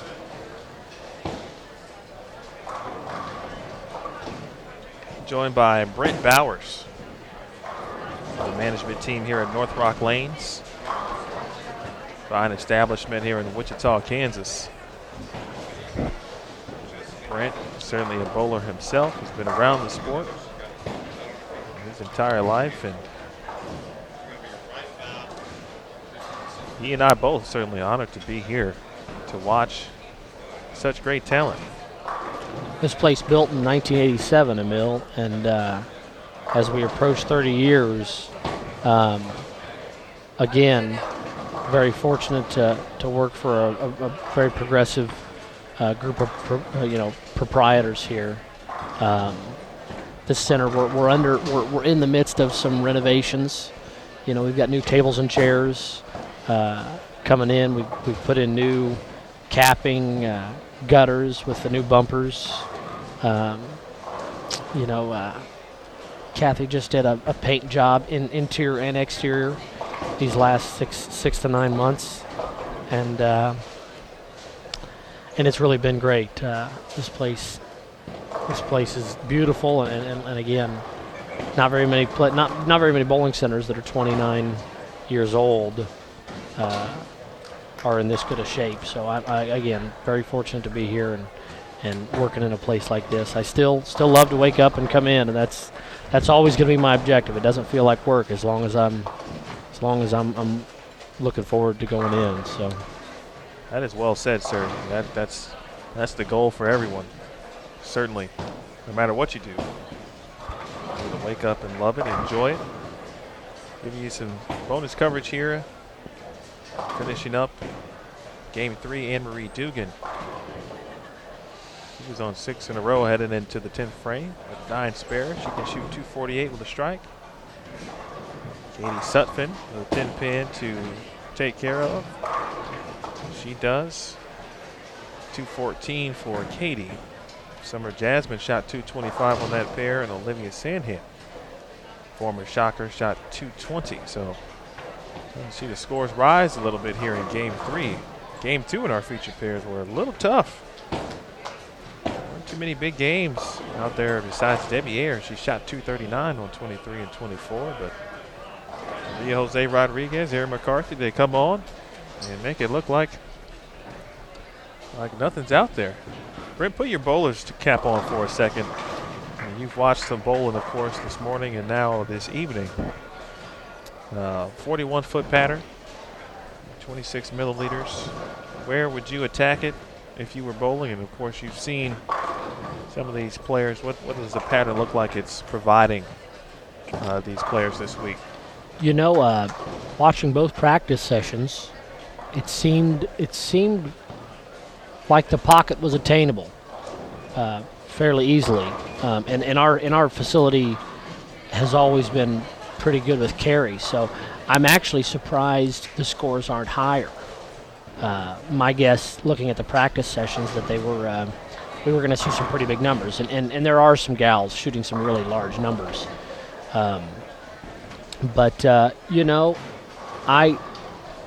I think with movements like this, you gotta pay attention to who you're following and how they're manipulating the pattern. And so 41 feet, not too long, so you're right there in that middle ground. And I think you just really got to be aware of your surroundings and your environment. So, if you know anything about North Rock, I mean that the scores do tend to be a little bit higher, and the track does tend to be pretty dominant. So I think the gals that are able to get left and as necessary, moving left as necessary. Like I said, it just depends on what the other gals that you're following would do. Really could play different if you have the wrong following. And this pattern doesn't really tell you where to play. There wasn't really anything about it that said stand here. So, and that could be what's caused a little bit of the lower scoring pace that I thought it would be, is that maybe they're spread out a little more. They aren't in any one defined area. So maybe the pair-to-pairs are a little trickier.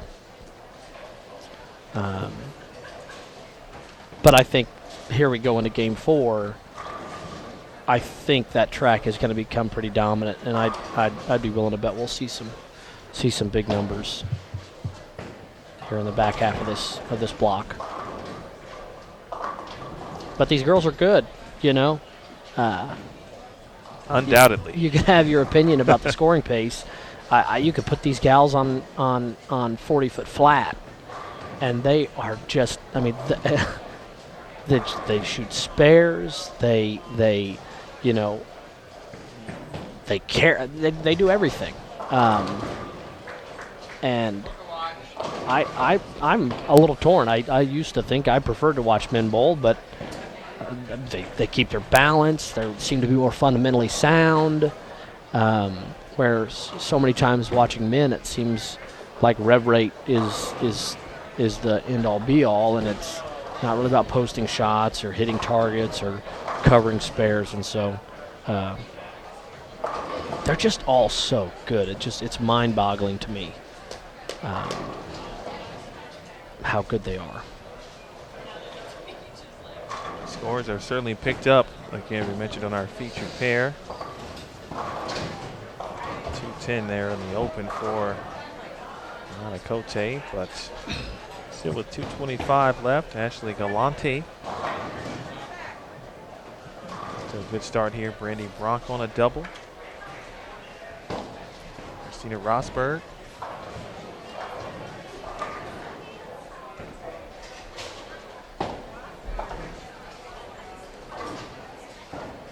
Another GISBT bowler. It's funny, after mentioning that, I've started looking around, and there's a lot of these gals that have been significantly impacted by the Greater Iowa Scholarship Bowling Tour. Christina being one of those. Brandy Bronca. A lot of these folks. Pretty cool.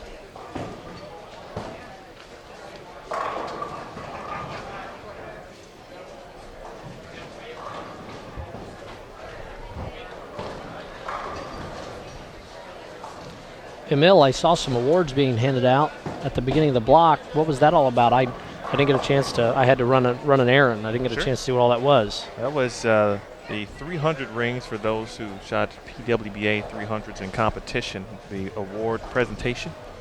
Nice. Had 6 individuals: Leanne Holsenberg, Clara Guerrero, Samantha Shaden, Diana Zavyalova.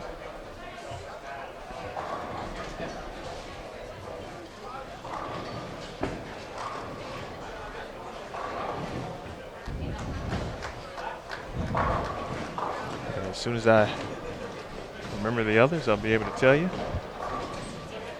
Well, I thought this Christina Wendell, I saw her talking to Jason before the block, like he had an award for her. She also shot 300. She did? Yeah, she did last year.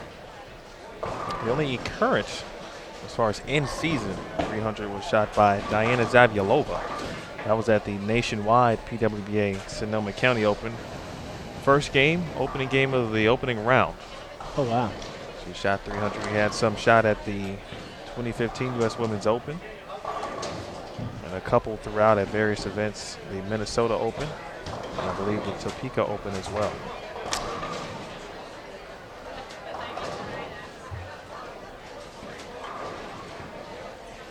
What was the final number in the field here, Mo? We ended up having, was it 99 women? I believe so. And after this block, we cut down to how many? We'll cut to the top 32 for the cashers round tomorrow. 6 more games in the morning. 6 more games, and then the top 12 will move on to match play, where they will be split into 2 groups. Yeah, unique format. Indeed. I'm excited to see that. How exactly does that work? After the 12 are determined, the seeds essentially take over. So Group A will be the odd seeds, 1, 3, 5, 7, 9, and 11. Of course, Group B, the evens, 2, 4, 6, 8, 10, and 12. And then they will essentially battle each other. And they're both step ladders, is that right? Yep, and then after the final 6, really after 5, of course, we'll have position rounds for both groups. And then the top seeds, each group will move on to the TV step ladder. Of course, for the event, seeds 2, 3, and 4 will then have a group step ladder, one for Group A and one for Group B, and they will run like a normal step ladder. And then that will determine the final 2 participants. So essentially you get 2 from each group. And it's been pretty exciting. The first few weeks we have seen it in action. But it allows for opportunity. Just cutting to the top 32 allows for opportunity for individuals who may not have otherwise made the cut. Last year was top 16.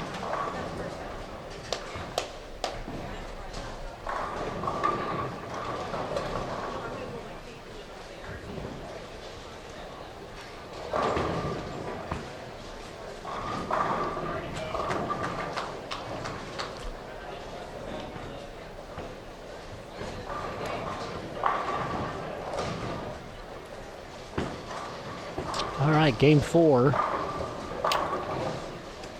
Our feature pair here, Leanne Holzenberg. Winner of the U.S. Open in what year, Emil? Leanne won down in Dallas when it was hosted 2011. Most recently, that is. in the AT&T Stadium. That was I was fortunate enough to be in the crowd there, sitting in front of the wonderful Mr. Bill Lillard and his wife. That was a day I'll never forget. I've been a big fan of Bill's ever since that trip to Dallas,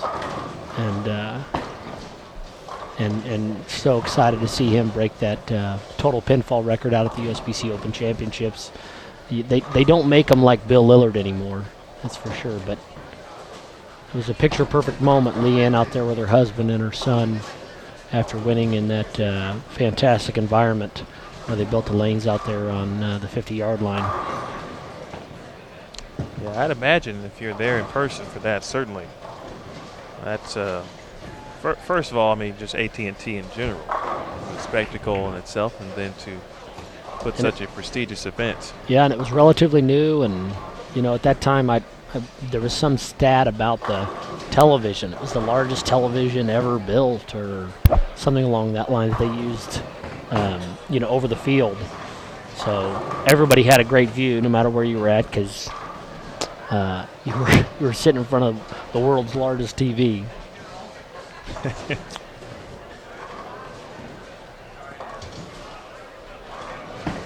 23 and 24. Got some new competitors. And the wall bomb. Kicking things off, Karen Marcano. Also on this pair from Venezuela. Leanne Holzenberg, of course.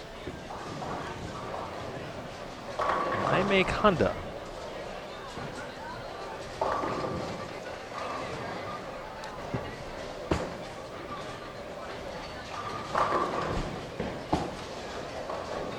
I believe this is one of the women that's in from Japan, who's been working with Mr. Del Ballard. They came in and they've been practicing here all week leading up to the event.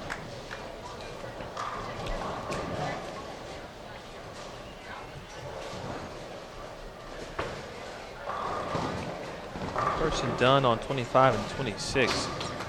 Now Brandy Bronca missed the 9-pin there in the 10th. It's unfortunate open, rare miss there. Finishes with 212. First strike in the 10th for Galante. Looking for her second. Get the 10 to fall. She had a flat 10 like that on the left lane too. That was gosh. Had some unfortunate 9 counts there. That was some pin count.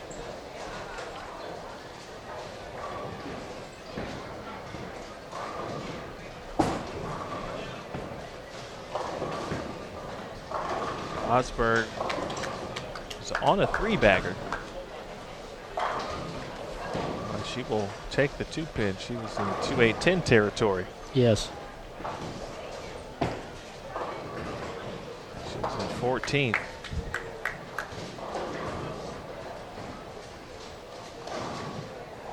So next week, Emil, you guys head to Lincoln, is that right? Lincoln Open, the Pepsi PWBA Lincoln Open. Lincoln, Nebraska. Mr. John Lucido there at Sun Valley Lanes, one of my all-time favorite proprietors. It'll be my first time ever in Lincoln, Nebraska. Oh. Well, he's got a beautiful center. He's got a beautiful, beautiful center. Lincoln is lucky to have a proprietor like John Lucido. I'm looking forward to seeing the center and the surrounding area, of course. Of course, I'm sure many of the former Huskers who are on tour decided to be back home, if you will, for a little bit. Yeah, there's a lot of them out here talking about college bowling. I mean, I'd have to assume nearly 90% of this field has been impacted through college bowling. I think in one way or another, even some of the Hall of Famers, somebody like Linda Barnes, San Jose State. Yes. A lot of people don't know that. NorCal born and raised. It was fun. I've got family out there in the Walnut Creek area, and my family, of course, thinks that every time I come out there, I want to go bowling because that's what I do in my spare time. And so we go bowling with my aunt and my cousin who bowl in a little Tuesday afternoon coffee league, and sure as the world, the bowling center we spent some time at that day was the bowling center Linda grew up in. And if I remember right, I think her mother worked there, and she was a household name to everybody I spoke to around there.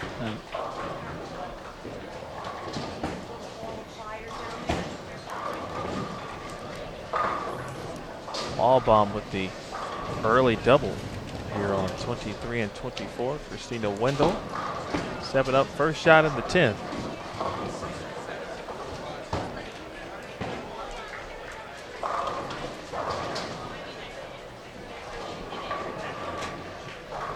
Need the 2-8. We have access to some results here, Emil. Right. Let's see. Curious to see who's Won't really have crushing them.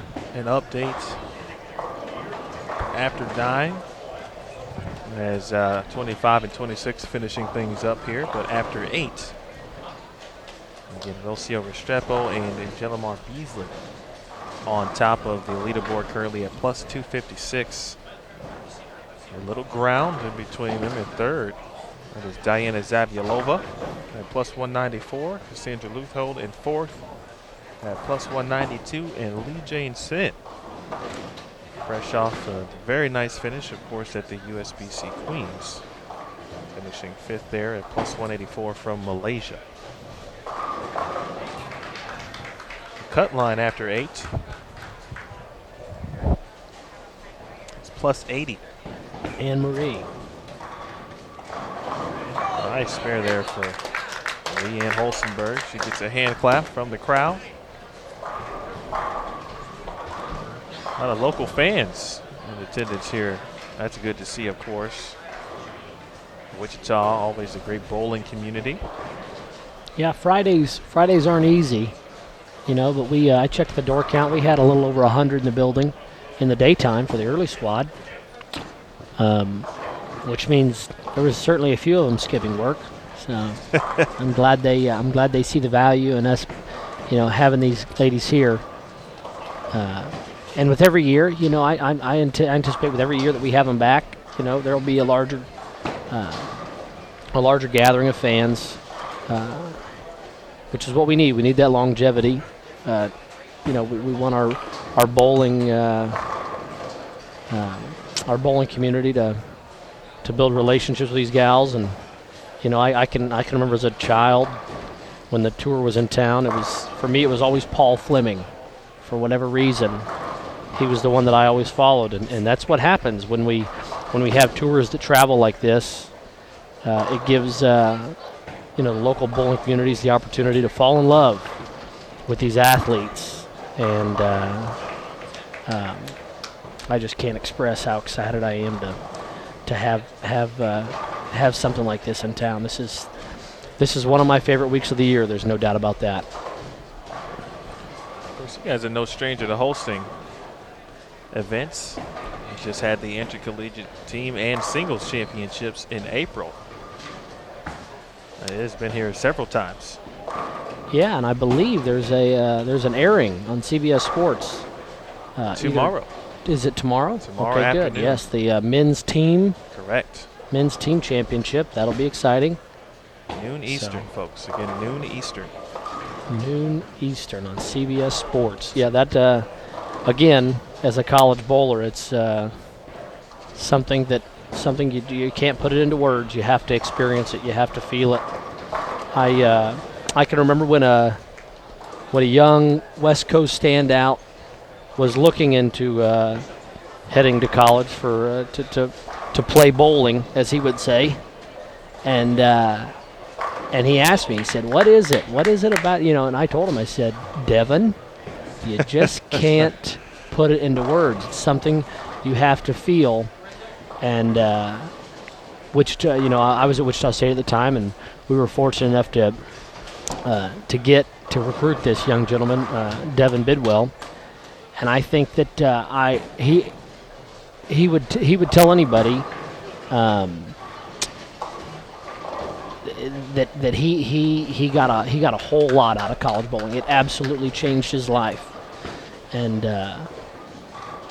really makes me feel good knowing that Devin made it out here, and that college bowling and the Wichita bowling community had such a positive influence on him.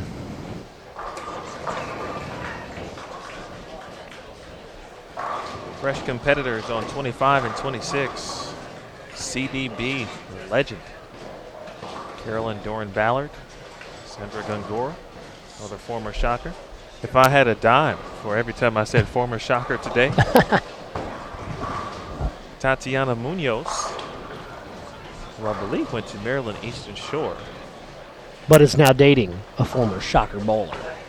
How about that? She is living in town. Another sweet soul. She's out here practicing all the time.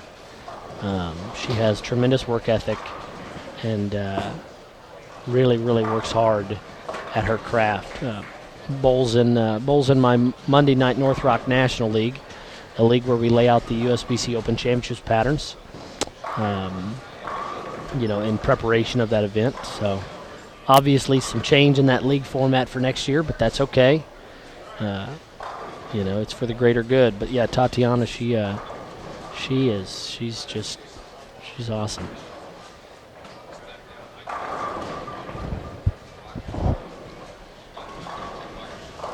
Good look at Munoz there. Also Jen Frank on this pair as well. We have reached game 4. Game 4 of the afternoon, round 2. And game 10 overall. In the top 32 is what these players are shooting for. We'll move on to the cashers round tomorrow morning. I'll give you a peek over at 21 and 22 in just a second. As you see CDB with the early double, checking the approach.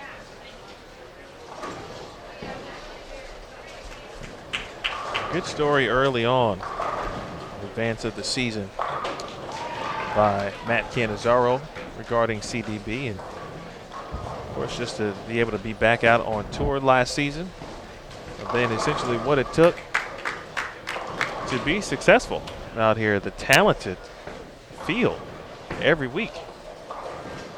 Calls her, of course, to make sure she is ready and prepared for this season.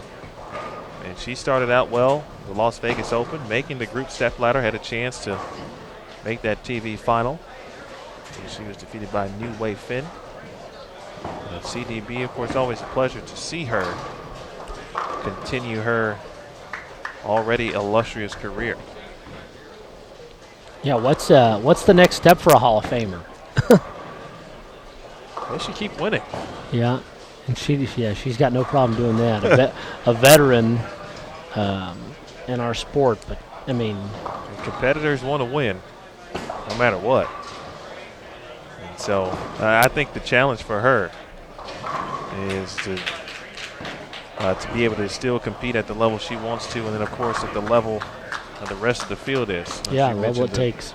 Talent level, extremely high. The depth of these fields are fantastic. And so not only bowling against herself kind of mentally to make sure she's ready to go, but measuring herself now against some folks younger than her.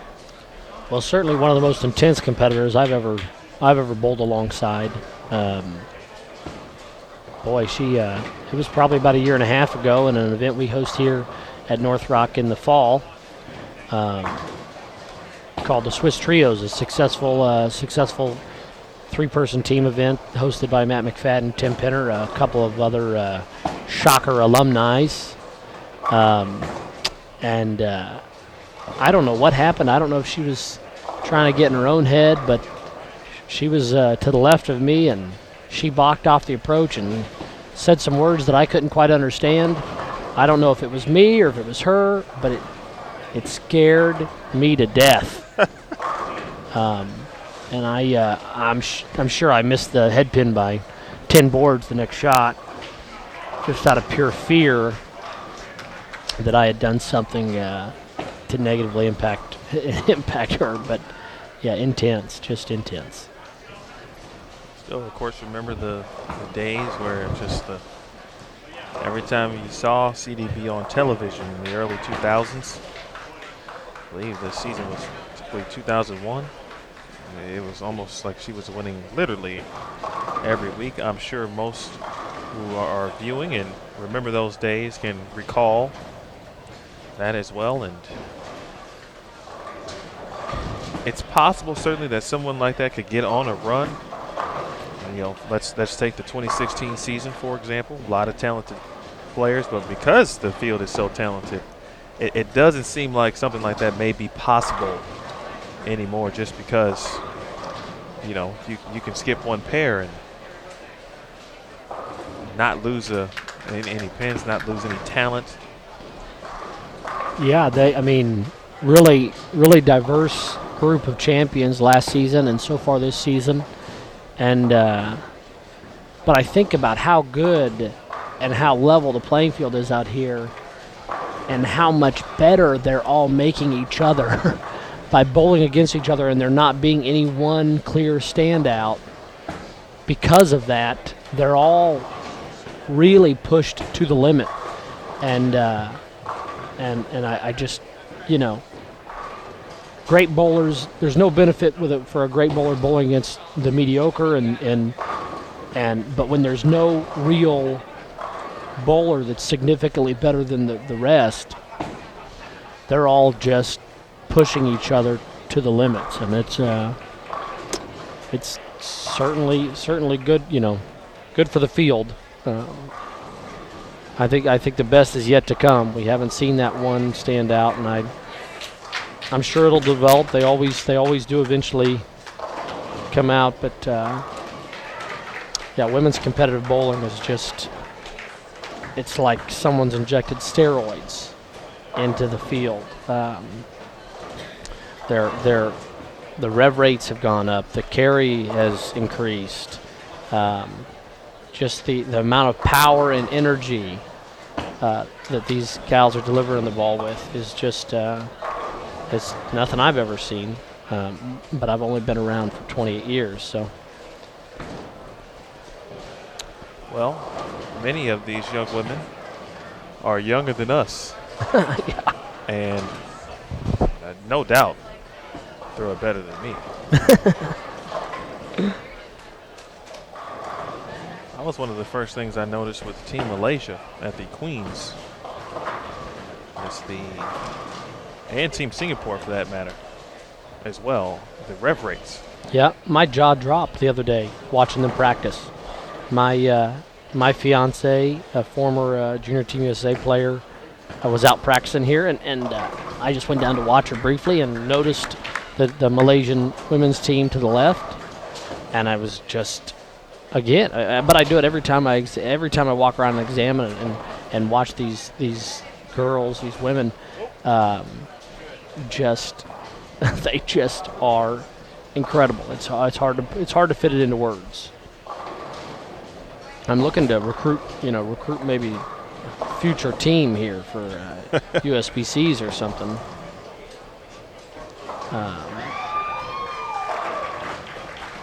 I mean, just look at that. That wouldn't be a bad place to start, certainly. Speaking of good starts, Carolyn Dorn-Ballard, front four. 25 and 26, Linda Walbaum. Back-to-back 9 counts. So she had the front 5. Just the always steady Leanne Holstenberg.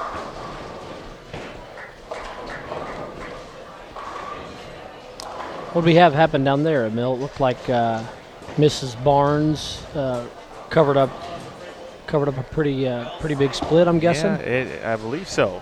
There's a circle around the number on the scoreboard that I can see. And that's one of the things that I mentioned to Terry earlier. When things aren't in our immediate viewing area, whenever I hear clapping, my head just goes on the swivel. Certainly don't want to miss anything. And make sure we capture moments that we can. But sometimes, with our field here, strings of strikes can happen very quickly. Just joining us, talking to Brent Bowers, the management team here at North Rock Lanes, former Wichita State Shocker.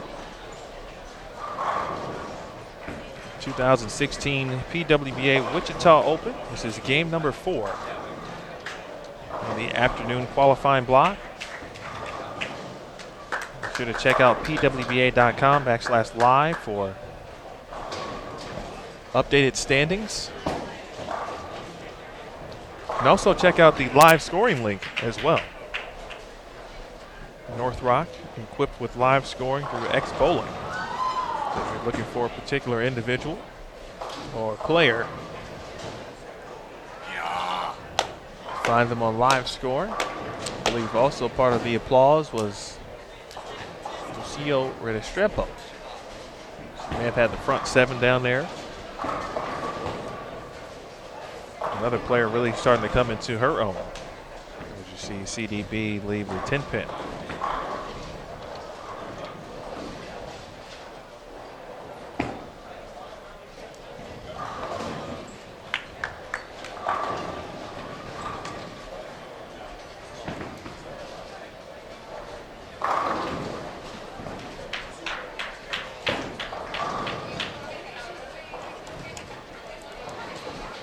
Look at Amy Honda up here in the 8th frame. We certainly appreciate Brent and his expertise, his knowledge. Brent mentioned earlier that they don't make many like Bill Lillard. That is correct. They don't make many like Brent Bowers, though. Thank goodness.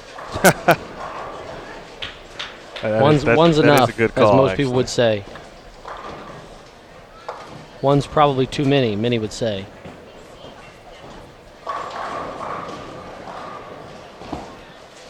Emil, I think my staff may have made an error in Miss Conda's name. Looking on the back of her shirt and now looking at the roster, I believe her name. My best guess is Ayami, Ayami. So. We will get that fixed here momentarily.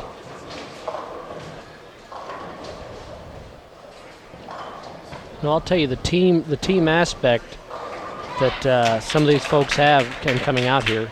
Singapore is a good example. Malaysia, certainly impactful. And I've always anybody that's been a part of a team recognizes that winning is more fun as a team. Losing is less hard as a team. I think it helps you keep your sanity. Nobody wants to be at it alone, and the international players' success here in recent events, I think, is obvious to the work ethic and the drive that those teams being together has done. Yeah, that's a great point. They're kind of immediately comfortable. Essentially, one less variable to go through. Yeah, absolutely. Get to room with the same person. You get to always have an extra set of eyes to talk things through with, and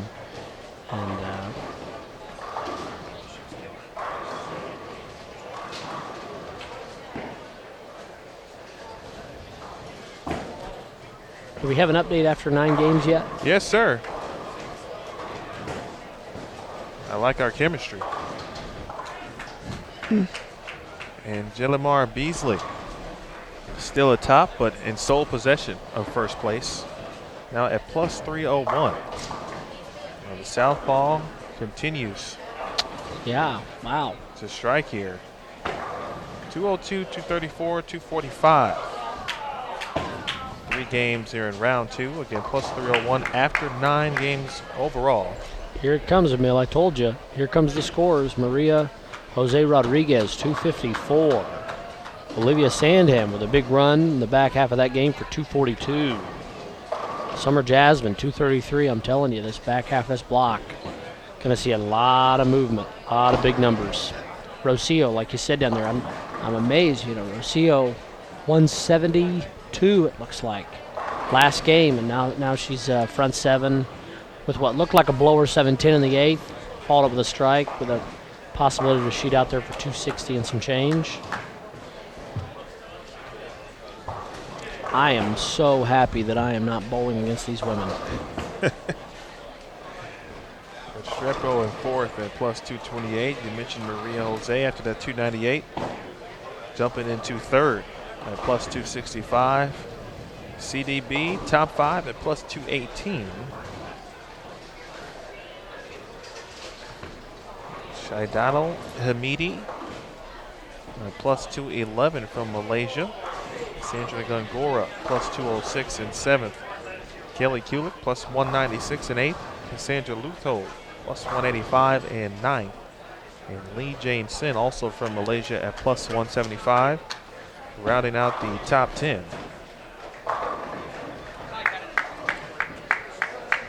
Shot on the 9th there for Kieran Marcano. Setting things up, the foundation. Cut number now plus 105. Belongs to Jennifer Higgins. Linda Barnes plus 106 in 31st. Leanne Holsenberg in 30th. Beautiful shot. 6 in a row for Leanne. Capitalizing on already a good first 3-game block there. Chance to strike out for 263. That would be nice. Starting to find something a little bit. Casey Landers, Lincoln University, stand out to plus 111 and 29.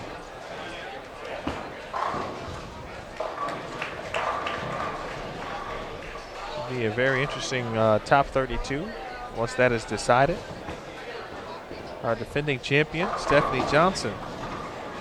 She's at plus 90, still hanging around the cut. Kind of like last week.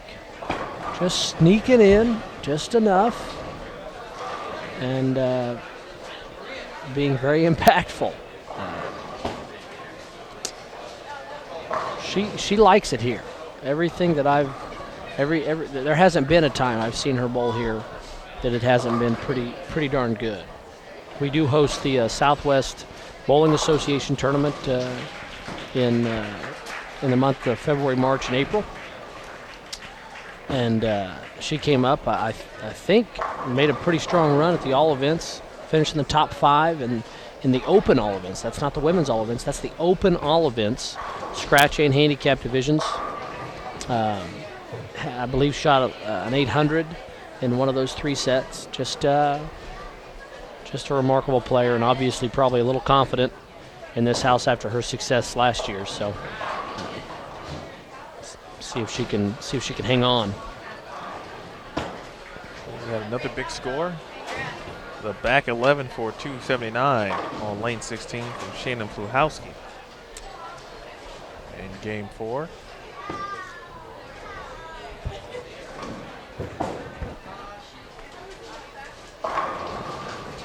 Tenth frame coming to a close. And Yame Kanda, 5 in a row, looking for 6. Very nice shot from Japan. 238. Kanda, wall bomb, off to a great start. Back half of the game, she can still shoot 222 here with a strike. Leanne Holstenberg, 6 in a row currently, and she heads to the 10th frame.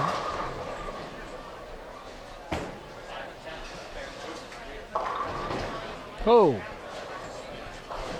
Crumble for the final shot.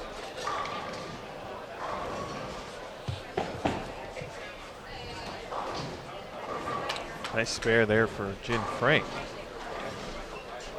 from Kansas City, Missouri.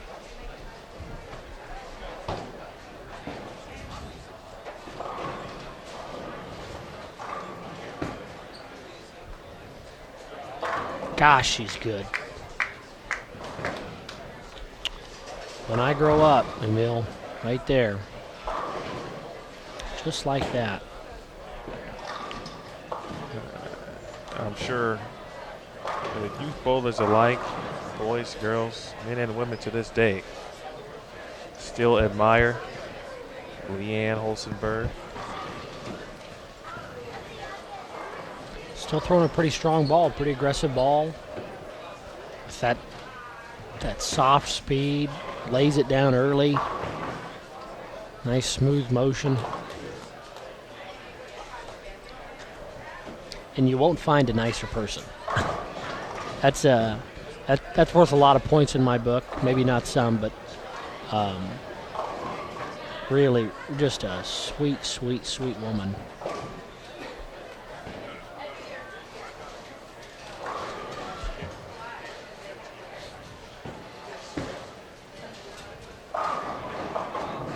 Oh. A little inside. 4-7-10 there, but Leanne continuing her good run here this evening, this afternoon into the evening now.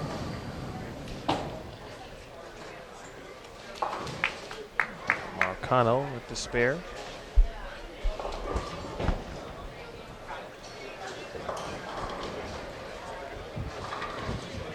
Garen can strike for 179. Quick convo and some suggestions. Ball rep, Nathan Bohr. Nathan Bohr is what, Brent? A Wichita State alumni. Of course. He was here in one of our sweetest eras on the team with Sean Rash and Matt McFadden and that whole crew. Won a national championship, 2003, Tulsa, Oklahoma. And a great, great bowler in his own right. Spoke to him a little bit last night about the opportunity that he's been provided by Motive to be out here. And he's really, really enjoying it. Another guy that just bowled all the time when I was growing up. I mean, they just every single day. Practice, practice, tournament, practice, practice, tournament. Now he said he doesn't have an event until the Lucy, which is like 6 weeks away, which is just very unusual for him. But he does enjoy it, and obviously getting to travel with Maria is a great benefit.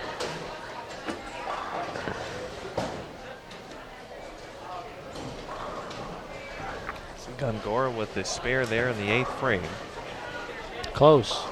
You know, I've noticed a couple of the gals. I think it was Ayami and Sandi both a little bit of a backup in their spare shot, which I admire. Some of my friends would know that I dabble with the backup ball a little bit, thanks to my good friend Adam Martinez down in San Antonio. I think it was 2007 or 2008 when Adam won the Junior Gold National Championships, and as a full-time backup bowler, and certainly convinced me that it was a feasible option at times. Saw her with she threw a backup ball at the 2-4-8-10. Thought that was interesting. That's usually a big hook shot for me, trying to get a lot of angle, get the 2 into the 10 and get the 4 into the 8.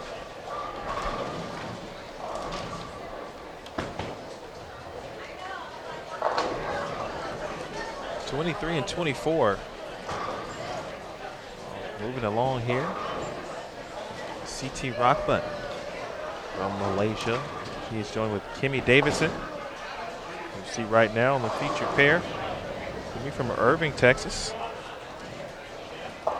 DFW area. Deandra Asbeatty from Chicago. And Jody Wessner. How do you say it? Wesner? Yes. Jody Wesner. I've heard it a number of different ways. She seems to be a celebrity on my Facebook page. I feel like everybody I see is posting photos with Jody Wesner. My good friend Jessica Abel has a little koozie with Jody Wesner on it. Thought that was fascinating. She's a lot of folks seem to be in the Jody Wesner fan club. Well, I'll tell you what. She's also a nice person. A great bowler. Member of 4 Hall of Fames. Really? She has won countless state and local events, of course, in Ohio. She's had some success during the PWBA Women's Series days as well. She won the Shark Championship when that was ongoing in 2008. She had plenty of success at the USBC Women's Championships as well.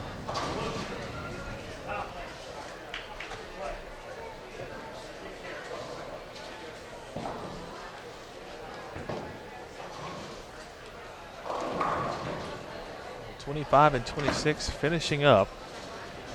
Of course, coming down to nitty-gritty, as we like to say. Jockeying for position around that cut line. Shots become that much more important. These final 2 games. No room for error. You, of course, are near the top of the standings. Develop that cushion, and if you do happen to falter just slightly, more than likely won't cost you too much if you're in that near the 32nd spot. Definitely got to get all you can. 190 finish for Tatiana Munoz. Carolyn Doran Ballard.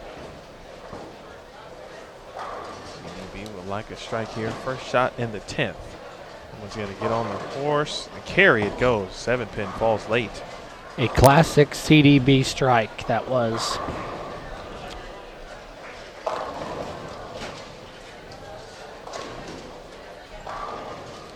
Now if only we could get a trip 4-pin here.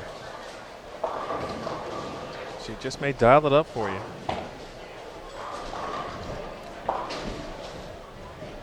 And folks, if you're wondering, there are a few pairs with 5 players on it. So, of course, most of the building into Game 5. There are a few still in Game 4 finishing up. So the updates and scores certainly do not match the pace of play, as one must wait for the scores to properly tabulate.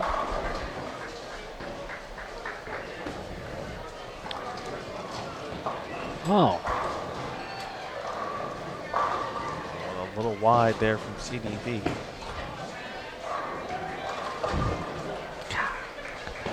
Free church for Asbeatty. plus 44 this afternoon.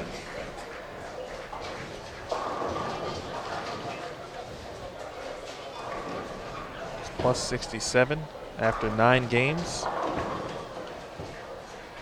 43rd place.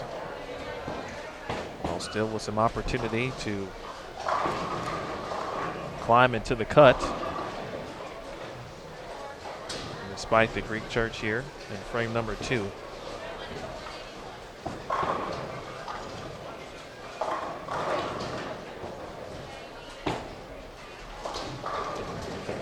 .222 for CDB.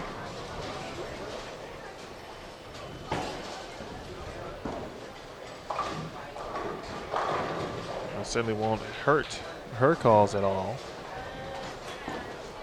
She was 5th after 9 games at plus 218. 705 for the first 3.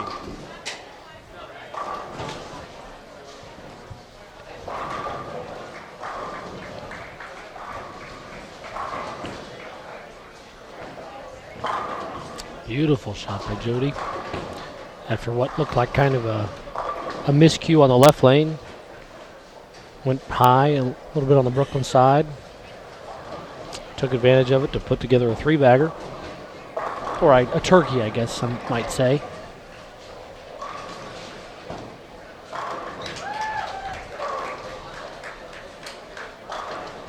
Rocio Restrepo down on 27 and 28, bouncing back from yet another pocket 7-10 split. That's 2 and 5 frames for her.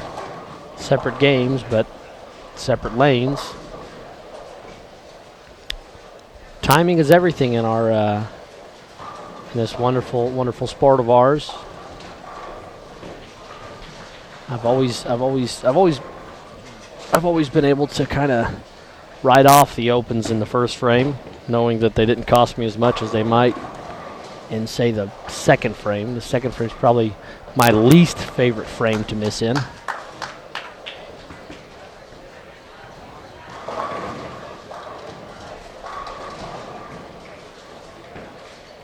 Lower scores there on 25 and 26. Kind of surprised by that. CDB escaping with the only 200 on that pair. It almost makes it seem like game 3 was really just an anomaly, if you will, because we've seen more scores like this in the first 2 games in both of our feature pair here this afternoon. Of course, bowling is funny like that.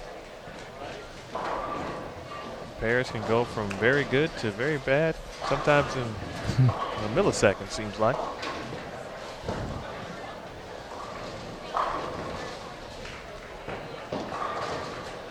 Certainly appreciate Mr. Bowers for joining us. I know he is a busy man. He's been working hard.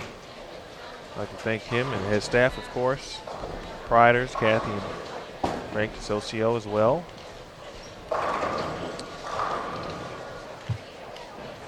Thank the staff, of course, along with perhaps one of our most important individuals.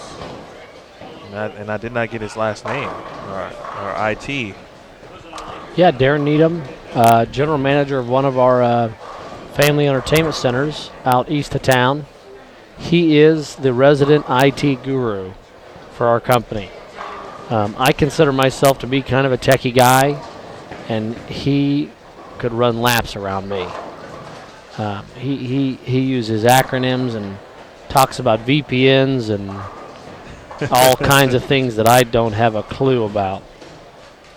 So he ensures that our live stream is strong and that nobody's out there trying to hitch a ride on our public internet to bog us down, so you guys can provide this great coverage of these fantastic lady bowlers.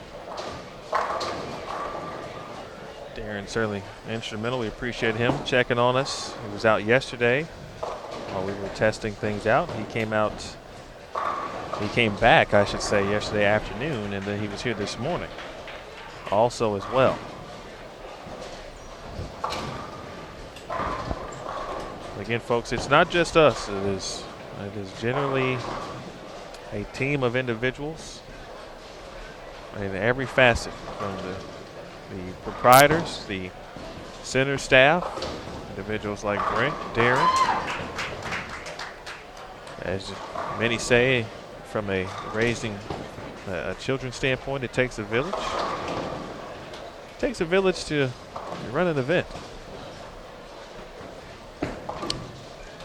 It is high quality bowling that we've got here, and the entire Wichita bowling community, the Great Plains USBC, obviously our staff here, they've been great, and we really consider ourselves fortunate for having the opportunity to host another PWBA event, and we're hopeful that it will be one of many PWBA events that we're able to have here.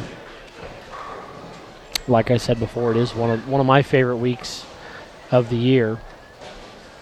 A lot of old friends coming to town, able to make a lot of new friends, crown a champion, and we're thankful to be able to provide this kind of stuff for our bowling community, our league bowlers. You know, they love this, and obviously the more often we can bring it back, the more they're going to fall in love with it. So glad that we're able to stay on the schedule. On 25 and 26 now, Lee Jane Sin of Malaysia. Shannon Puhowski from Dayton, Ohio. Tania Falbo from Greensburg, Pennsylvania. And Debbie Licky from Dallas, Texas. Mentioned this earlier for many of the competitors that are from Texas. You know, certain areas, of course, are experiencing some flooding and whatnot from the torrential rain. So if you are watching from any of those areas or know people, certainly hope all is well.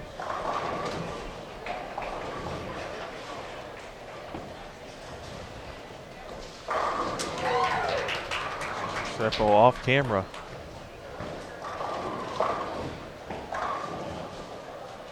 Continuing to strike, and again, really coming into her own, if you will. Mention who would be kind of that breakout individual, perhaps this season on tour. Ocio has certainly put her name in the hat by her outstanding effort so far on the lanes this season. You're going to put yourself in position. It starts with, in this case, the cashier's round and on to match play.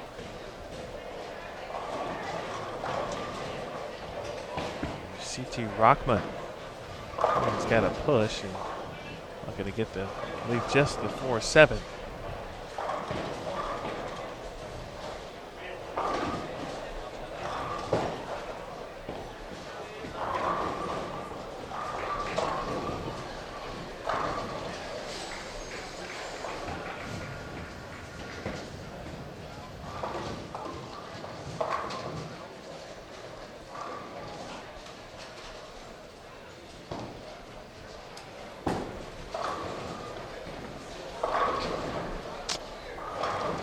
Yeah, I'm seeing a number of these gals coming in high on the nose. I think it's time to start making that move for those that are comfortable doing it.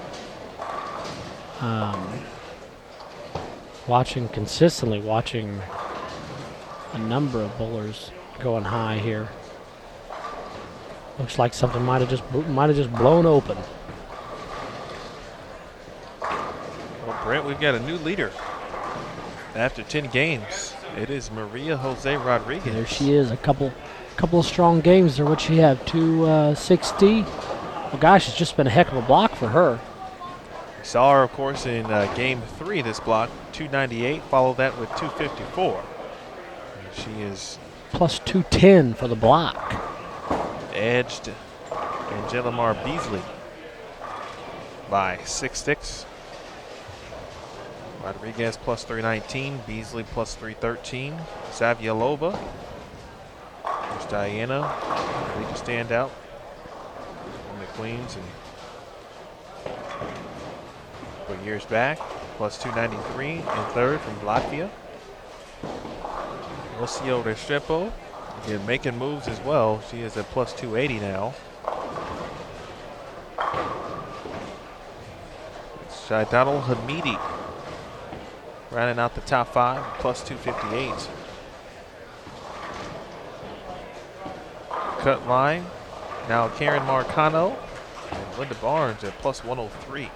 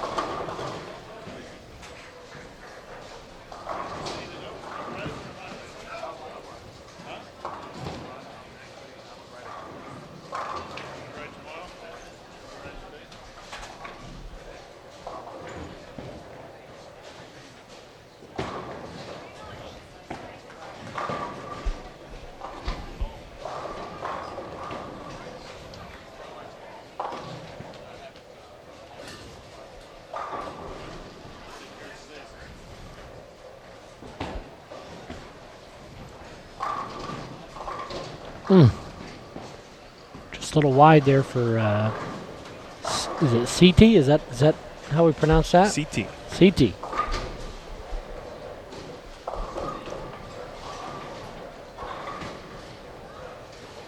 Rockman.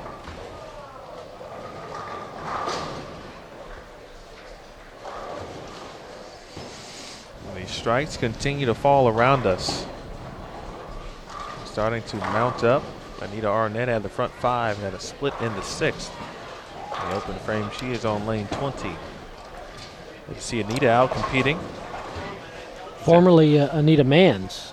Indeed, for those of you who may not know, that is correct. Now Anita Arnett. And a Wichita State alumni. I told you if I had a dime. Every time mention that. I know some folks may think it's really not intentional.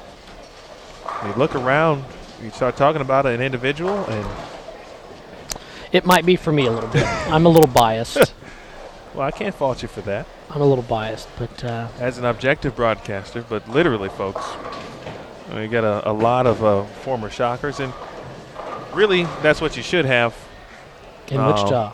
Again, of course, the event is right here in Wichita.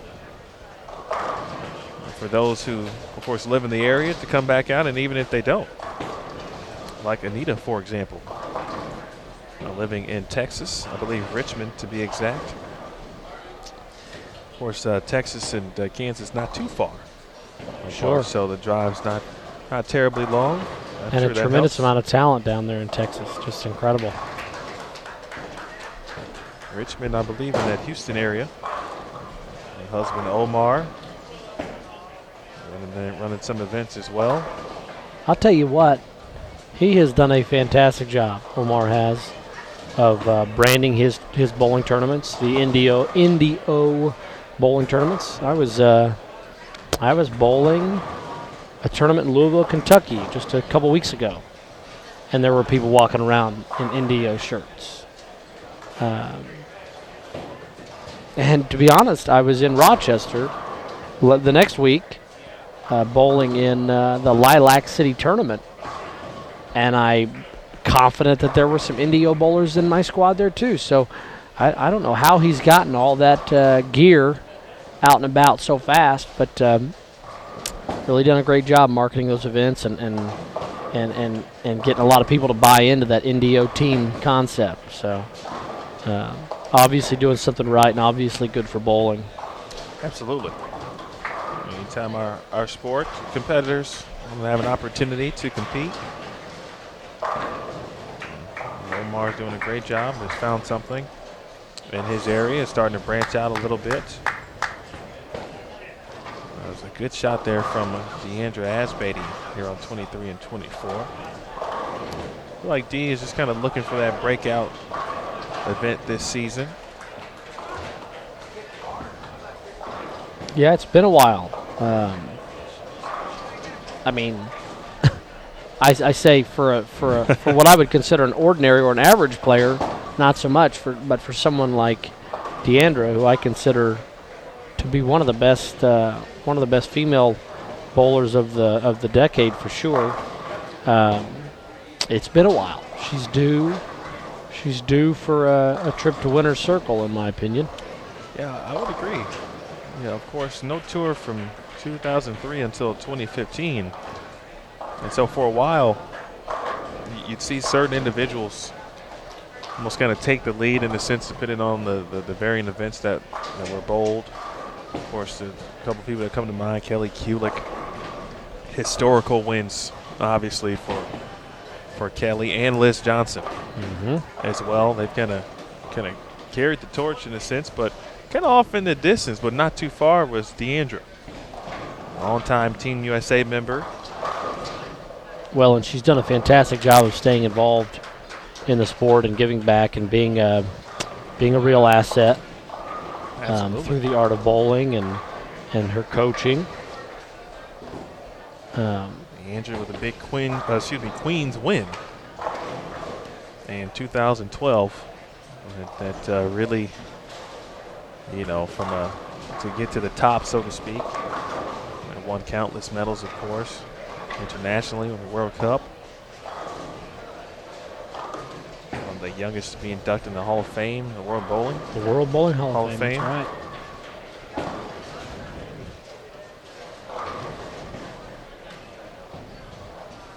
Yeah, a quick funny story about Deandra. I was in Chicago a couple years ago with my fiance and a couple of her friends from Louisville, who she bowled in college with at Bellarmine University. And being in Chicago, naturally, a lot of bowlers think of Deandra. We were there. I was there to participate in the Peterson Classic, one of my favorite tournaments that exists. But while we were there, one of her friends from Louisville just happened to throw a tweet out to Deandra, never even assuming Deandra would respond or give it the time of day. And sure enough, before you know it, there's a little bit of dialogue there, and the girl that I'm with is just absolutely floored. I mean, she is just in shock that she's corresponding with Deandra Asbeatty, and next thing you know, Deandra invites us to lunch at her husband John's restaurant. So we drive. I think we took a taxi all the way from a suburb there out where we were at, and downtown Michigan Ave to have lunch with Deandra and her cute son. Who is here? Madden, yeah. He made the trip out this week. He's having a lot of fun. We did a little go-kart racing yesterday out at the Alley Indoor Entertainment. And I believe he escaped during the break to go out to Aviate, nearby trampoline park. Okay. Yeah, so. Okay, Wichita. Yeah, and I believe a little bit of golfing is also on Madden's itinerary for this trip. So him and his babysitter, Mr. Ryan Abel, going to go out and hit the links. I think they were scheduled to do that today. So Madden's got a full schedule when Mom's on tour. He's staying busy, keep it in shape.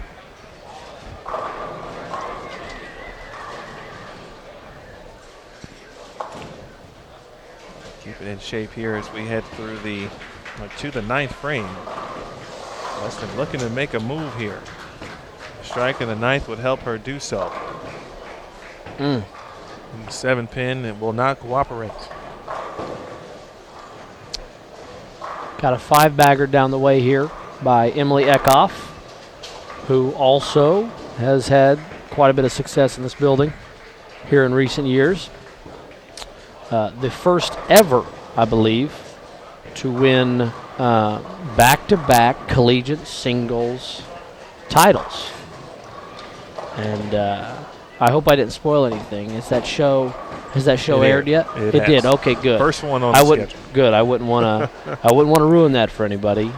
But yeah, Emily, back-to-back years here at North Rock, the 2015 followed by the 2016 Intercollegiate Singles Championships. Victorious in both of them, which was pretty amazing. So had a lot of success here. I believe a student at Hastings College up in Nebraska. And yeah, she's had a lot of success here. Yeah, doing some great things and really getting her career off to a good start, a great start, in fact. Making history is always a fun thing to do. And now we've seen her in a couple of events on tour as well. Strap roll continuing. And to strike.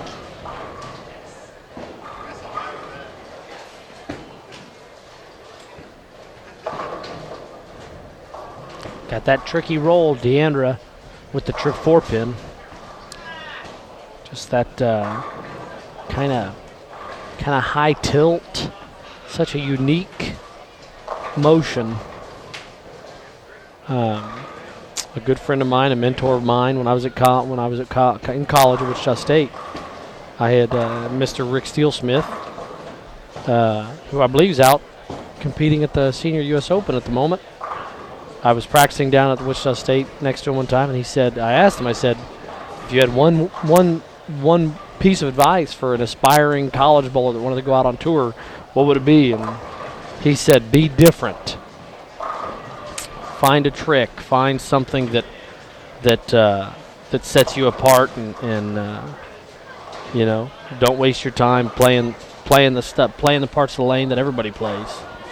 Get really good at the parts that nobody plays, and I consider Deandra's release and ball motion to be kind of one of those tricks. Personally, Emil, I'm a copycat. I always assume I'm not the smartest player in the field, so I usually run around looking for that person. If Chris Barnes is in the field, that's usually my go-to.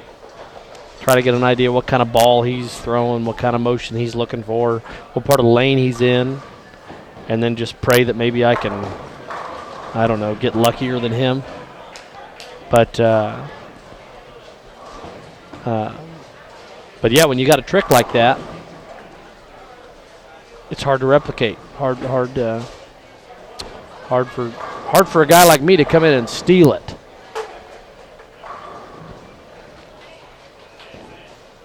That's a great point as we watch Lee Jane Sin. A big double here in the 6th and 7th frames here. I mentioned Lee Jane. You saw her last week, of course, on the USBC Queens telecast. Lost the opening match to Birgit Hoppler from Germany. But it was a good month of May for Lee Jane.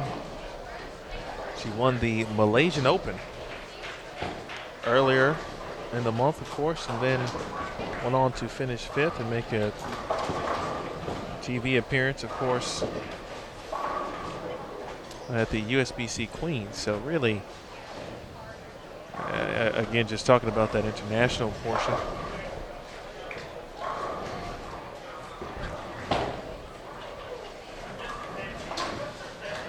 The success continues for Lee Jane, and back-to-back, too, right off the bat.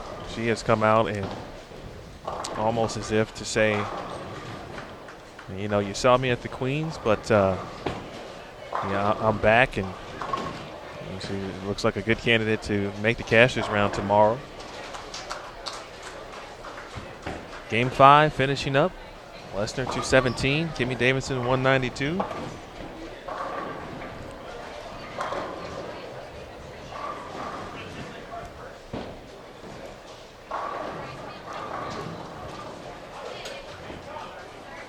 On 21 and 22, Jen Higgins, she was around the cut line. She shot 215, so again, continue to add to her total. Rochelle Hansen got 203. Not the break Deandra needed in the 10th frame. First shot. 4.67 there for Mrs. Asbeatty.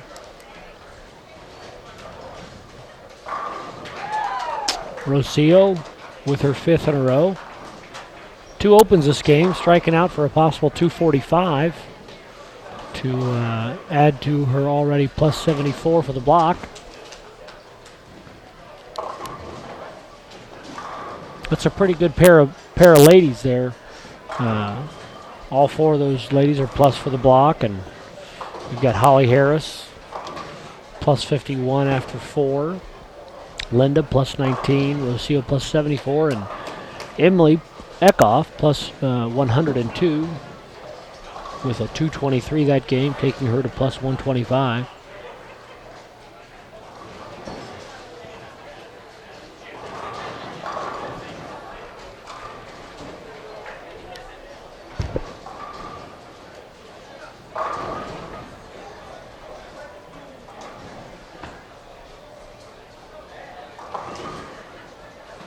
Rockman with the spare. In our feature pair, minus game 3. It has been relatively tough. I haven't seen too many high scores, again, with the exception of game 3. Well, and Maria, you know, that big game we saw from Maria, that was she rode that wave into another 250 and jumped to the lead after 10 games. Not sure what she's doing this game, but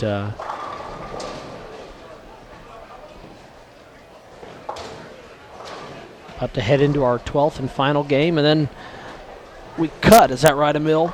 That is correct, Brent. Cut from, was it 99? Is that right? 99 to ladies. 32.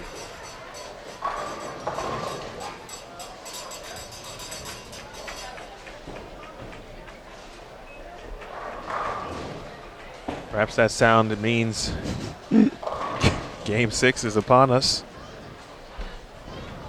Essentially, from qualifying, or for qualifying purposes, a moving game, if you will.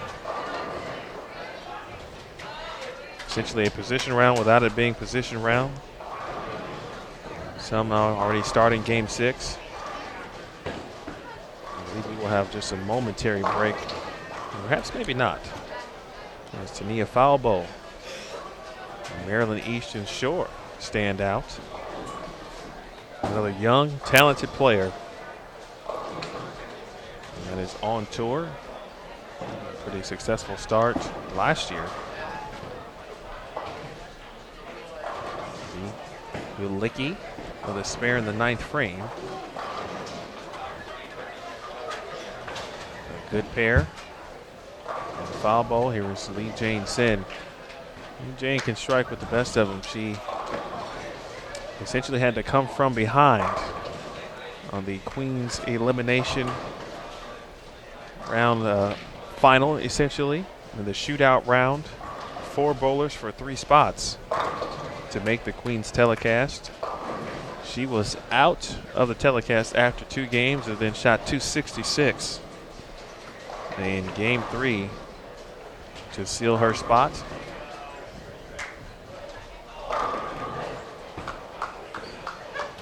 Puhalski, of course, always so steady.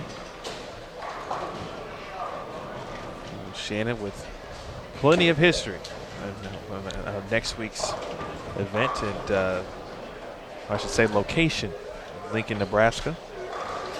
Former Cornhusker. One might say, and I don't think you'd get any argument from fellow Huskers, perhaps the greatest Husker of all time.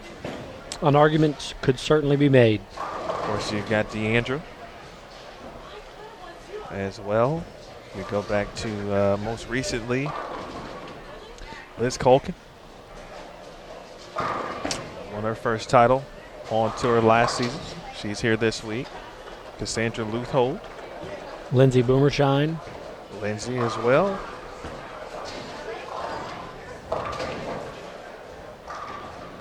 It'd be fun, huh? There are a couple schools out there, Nebraska, Wichita State. Might be even tougher in that regard. I must omit all my opinions. I am openly biased. Well, we certainly won't compare schools because that's an even longer argument, potentially. Well, and certainly to compare those two schools when Nebraska transitioned into NCAA, what was a Nebraska-Wichita State rivalry for many years, really didn't. Those schools didn't see a lot of each other throughout the early 2000s and on, as the men's team. I don't want to say lost support, but the coaching staff was devoted to the women's team, and they were out kind of competing on their own in the NCAA environment. So just didn't cross paths that often. A tough break in the 10th frame for Shannon. Pocket 7-10, not what you want to see, certainly. If I had to bet on a lady in this field to make a run at it, though, she'd probably be the one.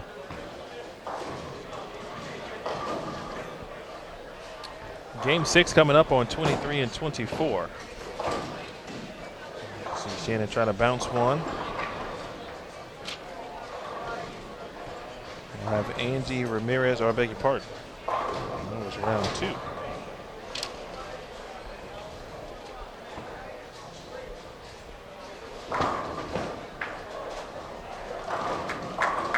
We'll have Casey Gettle, Sabrina Davis, Shannon O'Keefe, Esther Chia from Malaysia, and the aforementioned Liz Colkin. From Schenectady, New York. What was that, Emil? Schenectady? Is that how you pronounce it? Yeah, I think it is. I thought it was Schenectady. We'll get confirmation on that.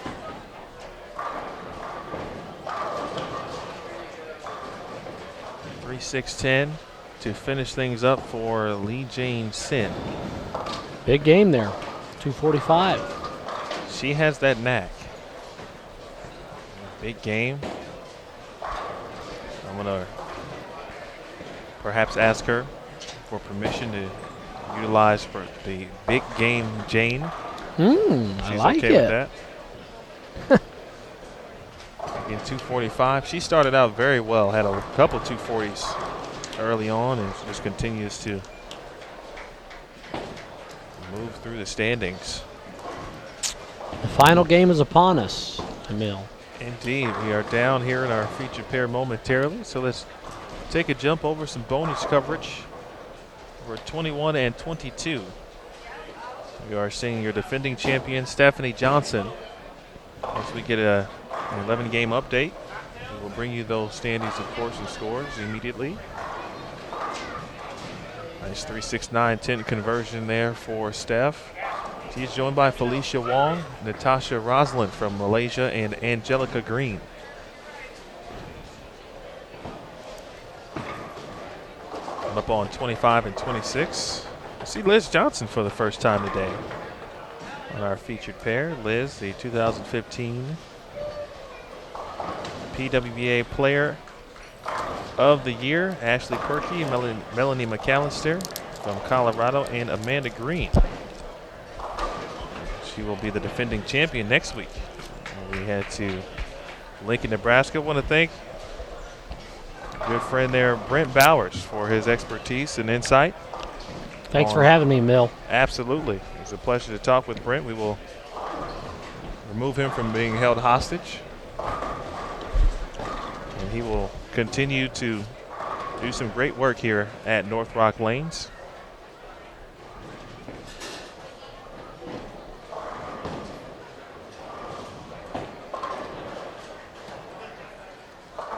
So game 6, right now you're watching 21 and 22. 25 and 26 is underway. You see Shannon O'Keefe, or you don't see her, actually, I do. Just bringing her equipment down. She will be on 23 and 24 momentarily.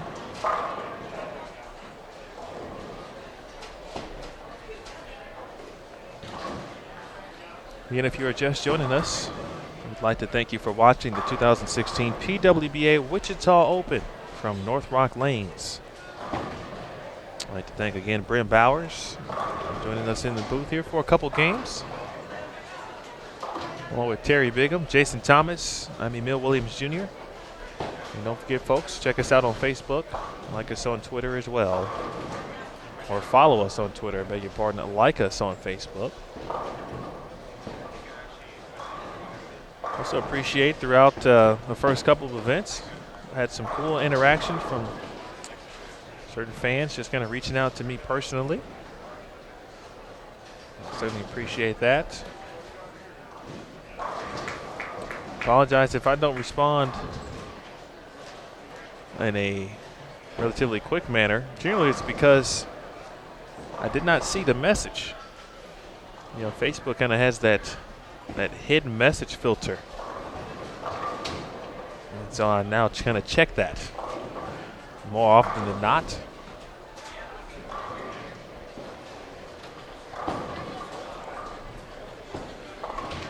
Amanda Green, former Lindenwood alum. I mentioned is already a PWBA champion. A great example of a young, talented player making the most of the PWBA opportunity.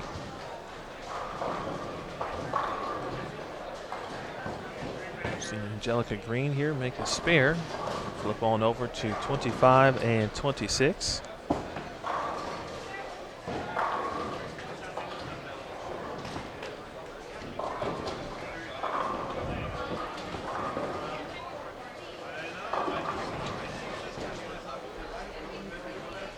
Well, Liz Johnson, Ashley Perkey, formerly Ashley Cox.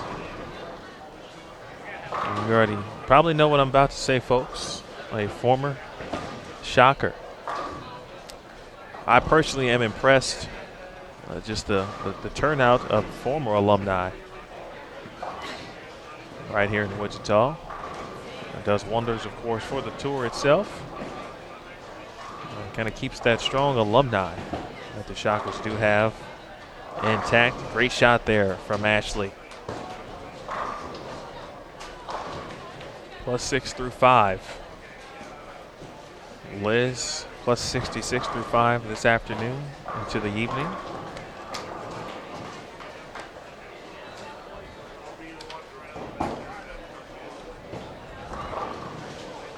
There's Melanie Mcallister. Had to see Melanie at the Senior Queens. Melanie and Tish from Colorado had a huge fan club in the chat room and watching during that week. It took a while to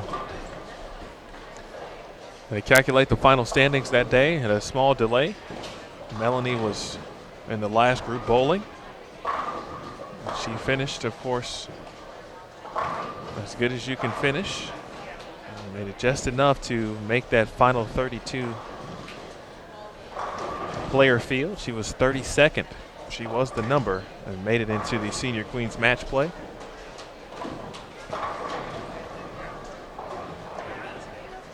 On camera, you just saw Stephanie Johnson.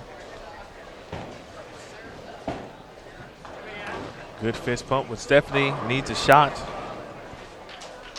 I got to watch her a lot during the Queens run. She will give you a little fiery fist pump.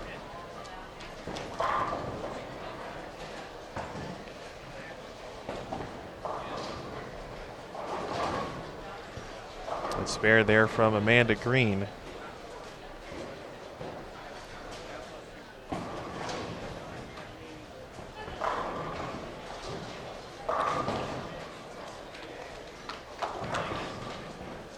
Really an opportunity.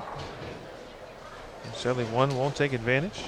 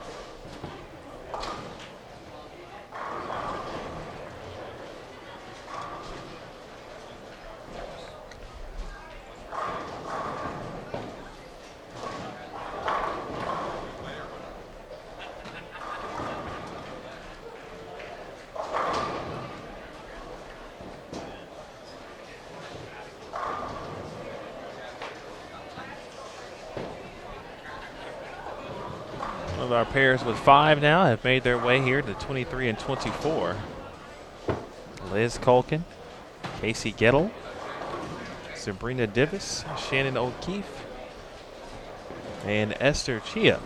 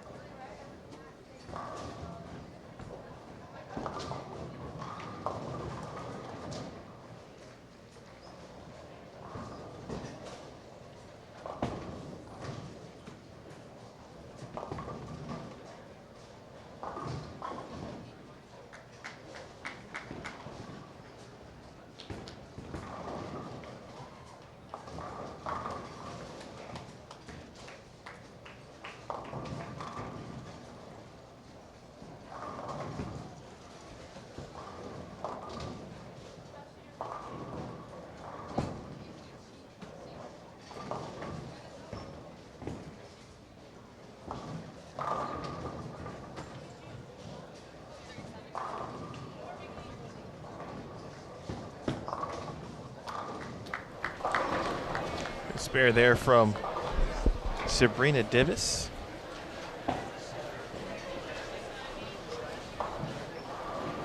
This is game 6, folks.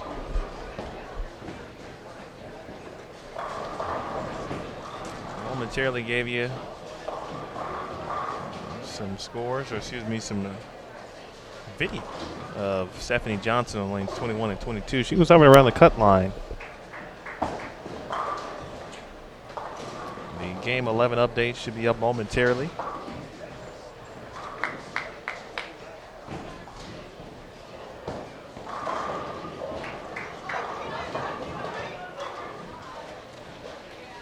Here is Shannon O'Keefe. Shannon off to a good start on all fronts of the season. Of course, the McKendree University head women's coach. Her husband Brian, the director of bowling. Kind of works with, of course, both teams. Dennis Nepper leading the way on the men's side. You'll see Dennis, Brian, and Shannon, for that matter, tomorrow afternoon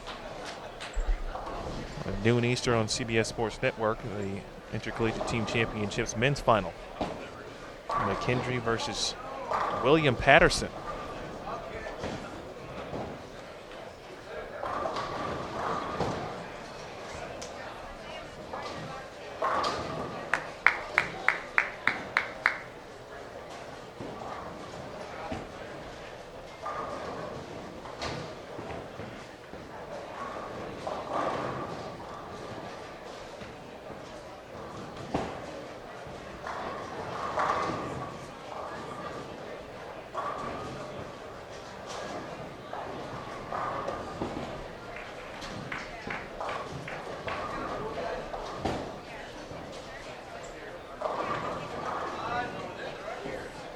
Esther Chip.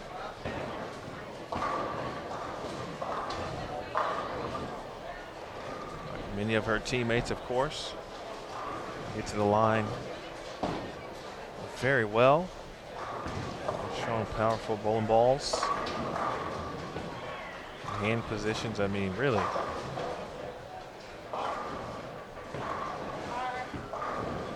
Great players throughout. Shannon gets a break there in frame number 3.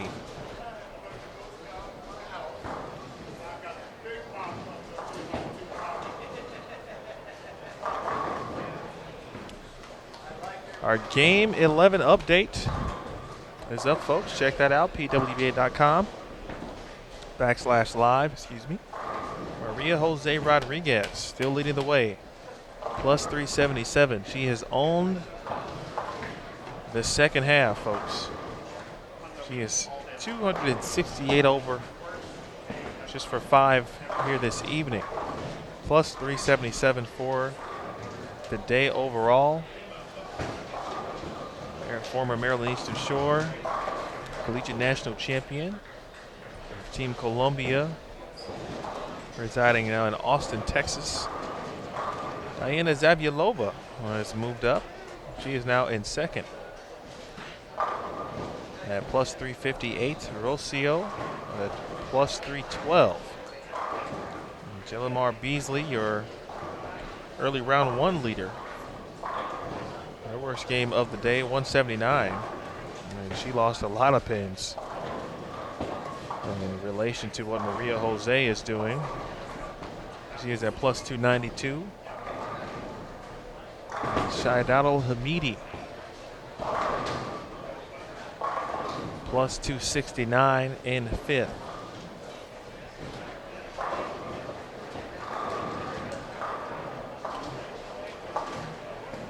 Liz Colkin, plus 72 after 11. She is around the number. Top 32 is Linda Barnes, the Hall of Famer, at plus 128. That is the number right now, plus 128.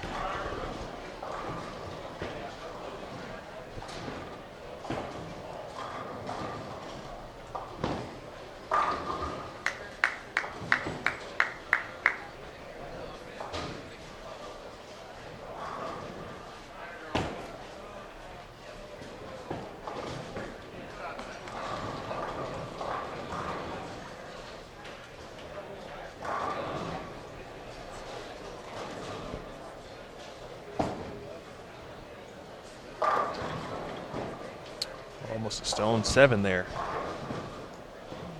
But is able to double up.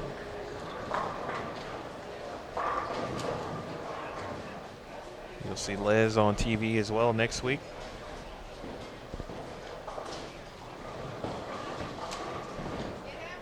Second televised show, the PWBA Las Vegas Open on CBS Sports Network next Tuesday.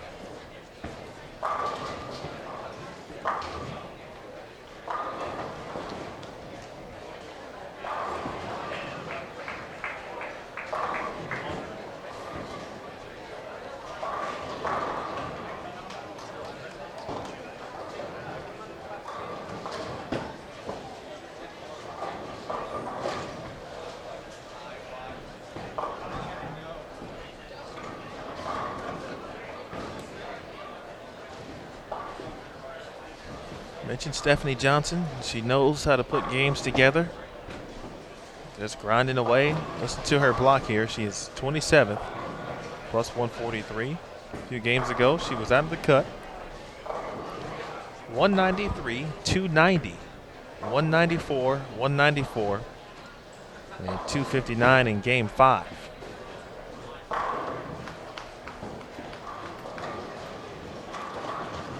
Been a grind of a day, and last couple weeks she's been grinding as well. Liz with another strike here. She's got 3. 3 in a row. If things remain the way they are currently, folks, and what a 1-2-4-6, or beg your pardon, 1-2-4-10 make. That was from Casey Gettle.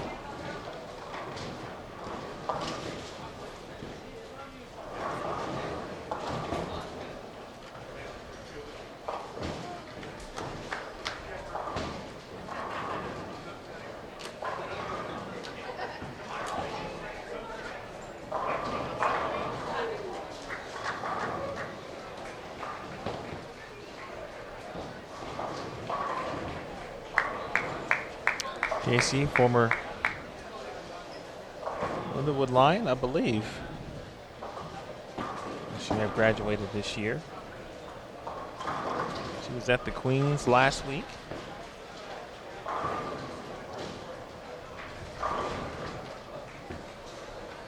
I'll give you a shot here of Stephanie Johnson, your defending champion here in the event. 116 in the 6th. On a double, this is frame 9. Here's the Steph fist pump there. Big 3-bagger headed into the 10th frame.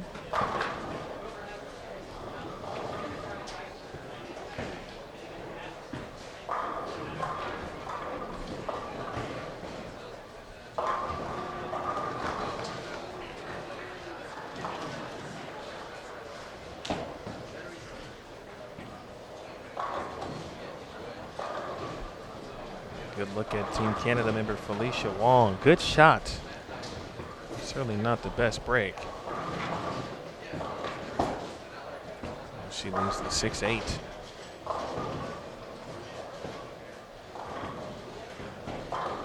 There's Natasha Roslin in the 10th frame. Good shot there for Roslin. It's a big shot. First one in the 10th. Natasha currently in 34th.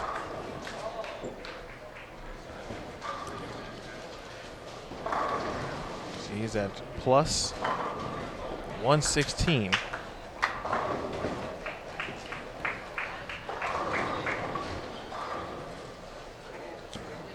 Again, cut line is 128 currently after 11 games.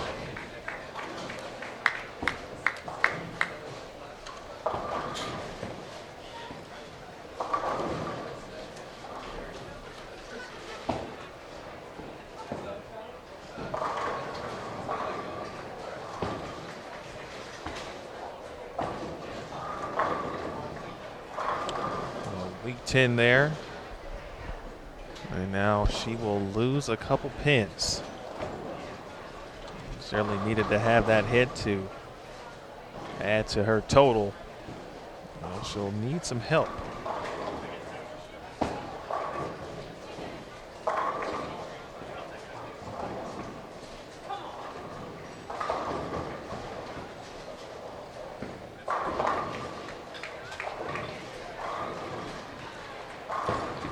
talked about Emily Eckhoff. She's had a good second block today as well.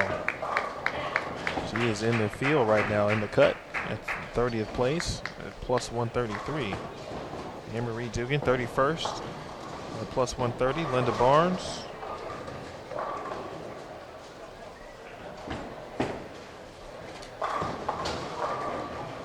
And 32nd at plus 128. 33rd is Jen Higgins. Plus 126.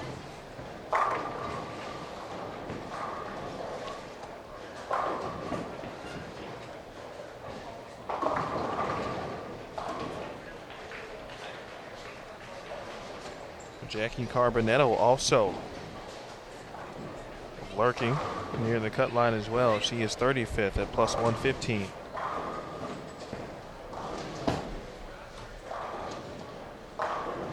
Finish it up here with Angelica Green, Felicia Wong, 191. Stephanie Johnson split in the 10th at 6'2", shot 198. Steph will lose a couple, but should be enough. Of course, stranger things have happened. And she certainly would like to ensure a spot with a good game, but nonetheless a great block this afternoon.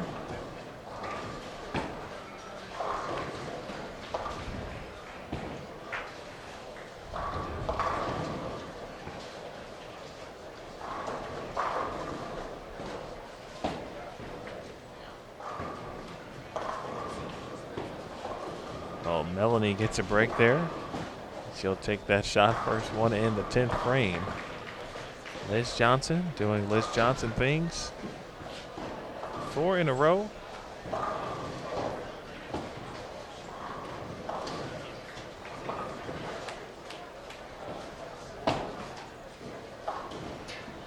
And she heads to the 10th frame, Liz Colkin.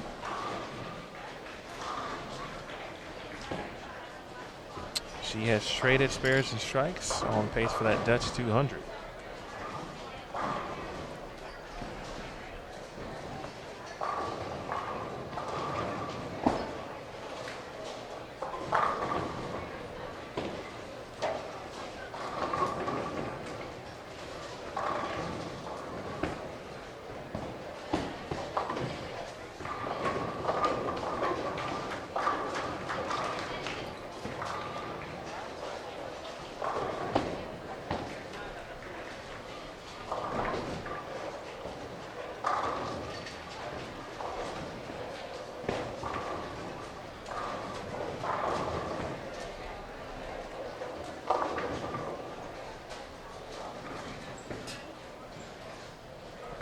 Casey Gettle.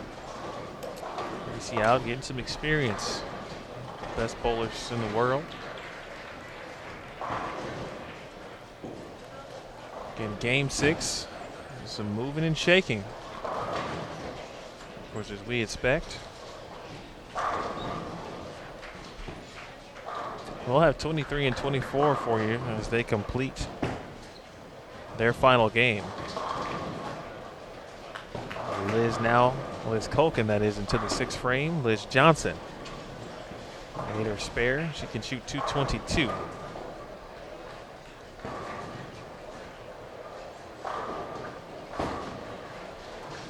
Liz came in at plus 179 and 18th.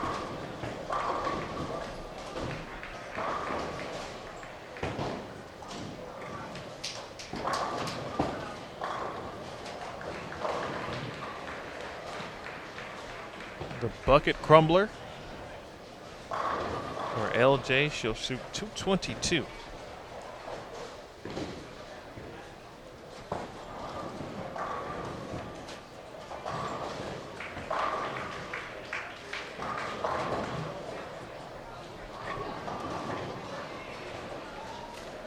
Quality shot there from Sabrina Davis.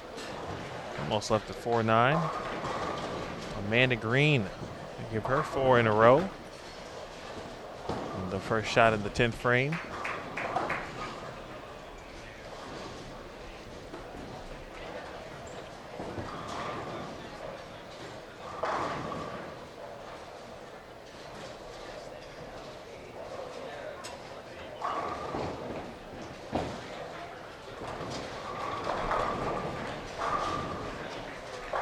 we can find for you in regards to who might make the cut, who might slip out of the cut.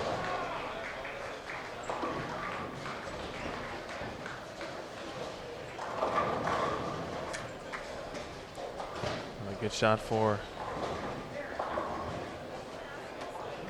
Amanda Green.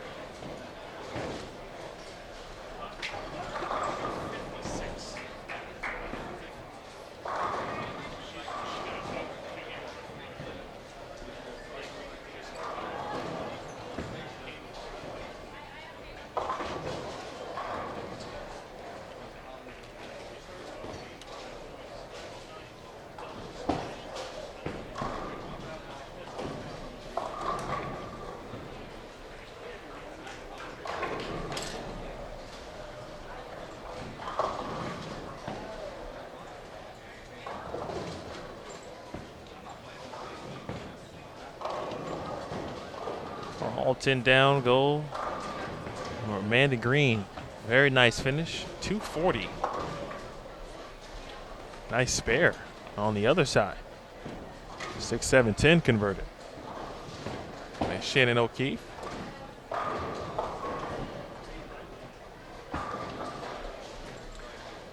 You see Shannon, of course, in our PWBA Nationwide Sonoma County Open. On a TV show in a couple of weeks. Again, folks, at your DVRs, CBS Sports Network. Every Tuesday. Beginning next week.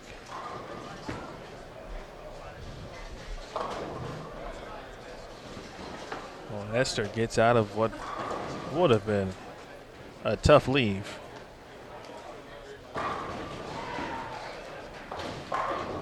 See Restrepo.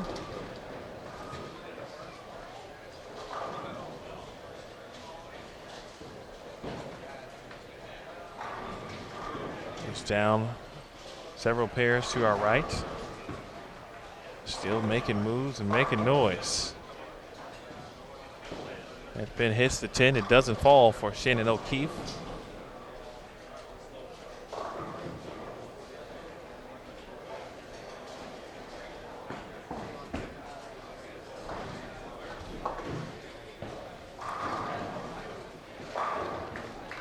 Check on Linda Barnes. She is on the pair. Rocio Restrepo. Big double in the 10th for Rocio. She can shoot 279.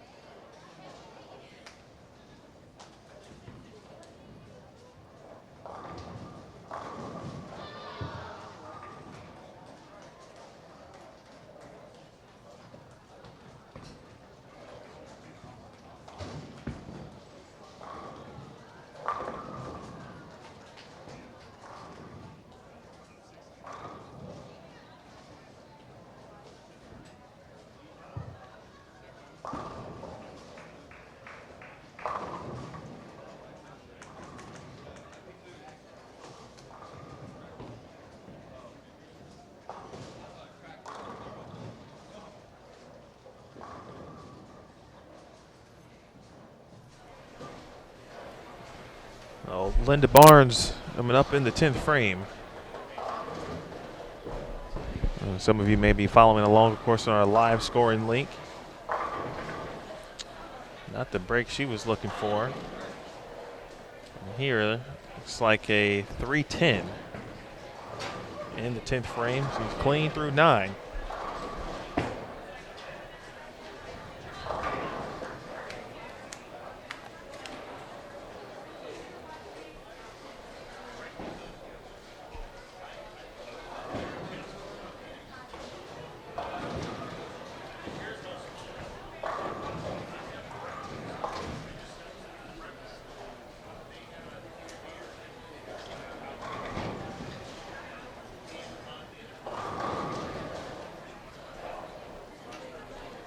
Oh, Linda able to make the spare. Strike will give her 213.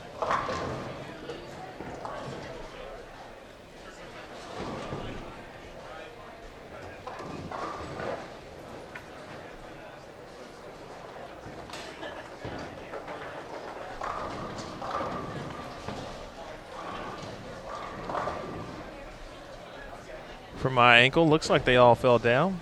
And the live scoring link confirms that. Well, Linda with 213.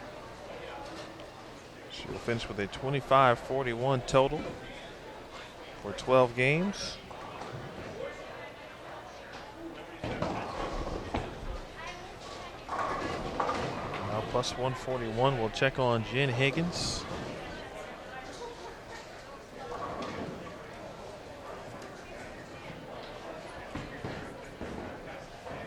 Jen shot 237. That's a big game.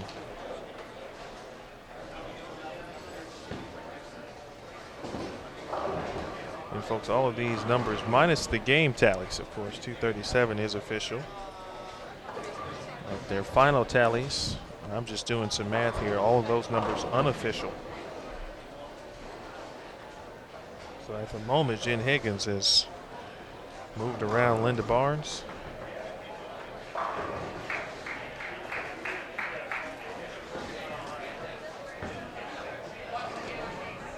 Marie Dugan, who was 31st, shot 224 in her final game.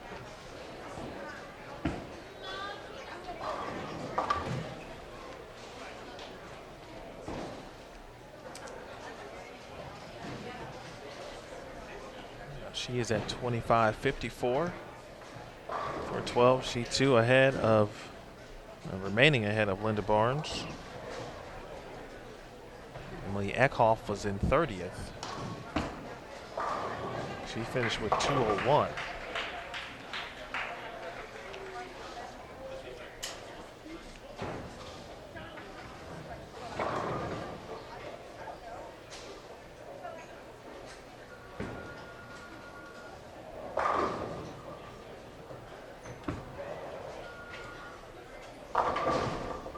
So Emily Eckhoff may be just outside the number at this moment. She was in 30th. Linda Barnes, again unofficially, has her by 7 pins currently. That may be the number, a pocket 7-10 in front of us here. Liz Colkin.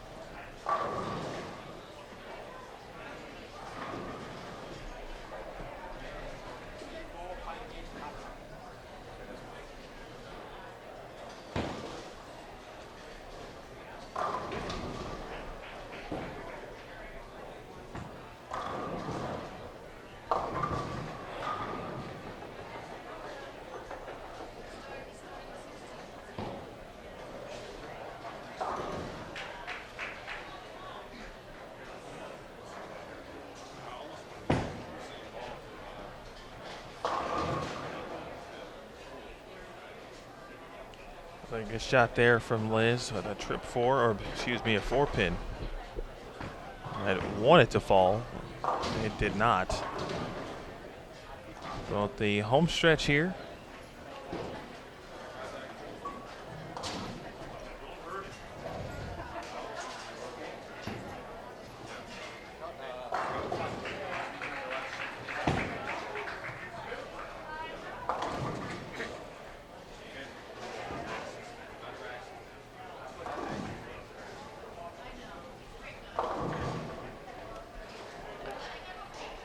Again, folks, action will begin tomorrow morning at 8:30 Central Time, 9:30 Eastern. Our Cashers round, 6 games. After 6 games, the 32 will go be cut to 12. Down to round of robin match play. Our 6 games again be broken down into 2 groups at that point, based on seeding. If you're unfamiliar, one group will be the odd seeds, 1, 3, 5, 7, and 11. The other will be the even, 2, 4, 6, 8, 10, and 12.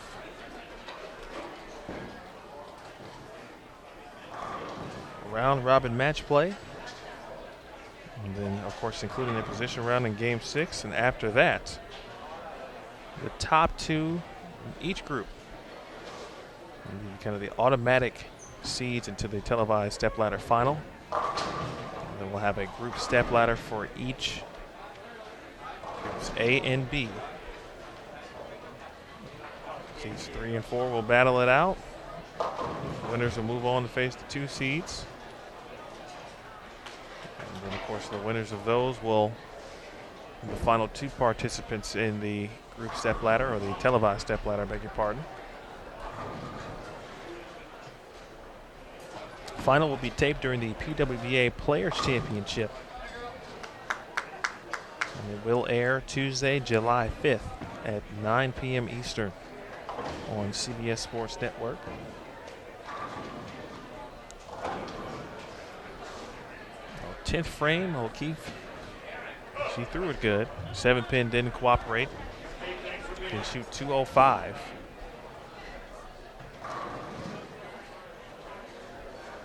Shannon was also around that cut line, tied for 28th at 140, plus 140. Striker, give her 205. She will add 5 pins, of course. She'll be at plus 145. Right now, unofficially just ahead of Linda Barnes, who's at plus 141. Again, all tallies unofficial.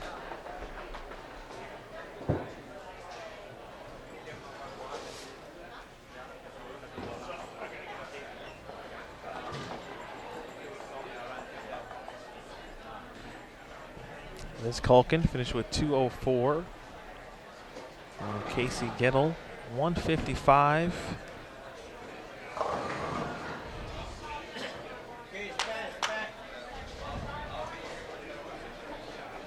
Esther Chia, she was 25th. After 11 at plus 157.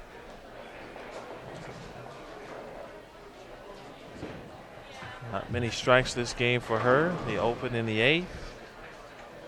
An all-important spare. She'd like to give no more than 20 back, but that non-strike right there may have been the difference.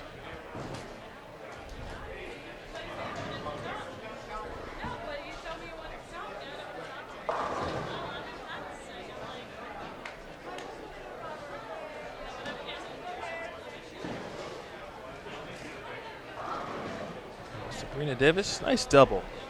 And the 10th frame.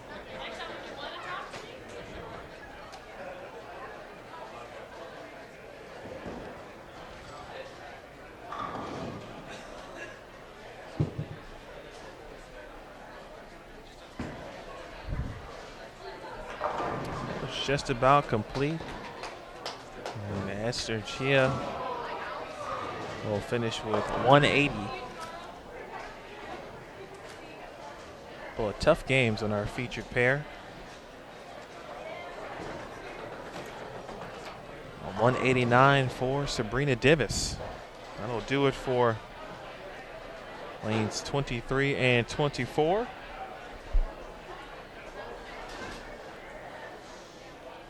Those players will turn in their score sheets. We'll be looking for that final tally to come very soon.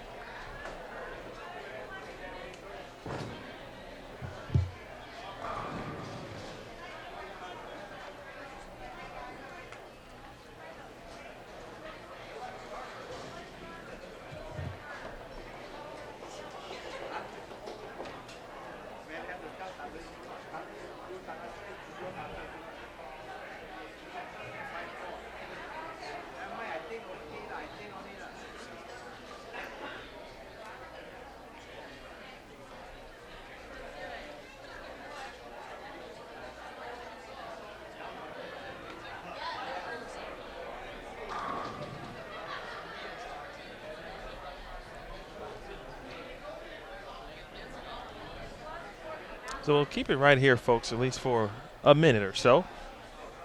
And that's not a literal term.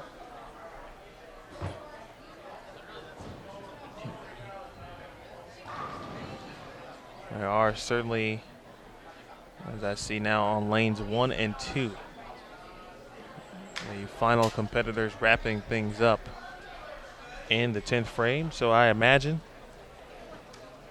within the next 10 minutes or so, maybe 10 to 15,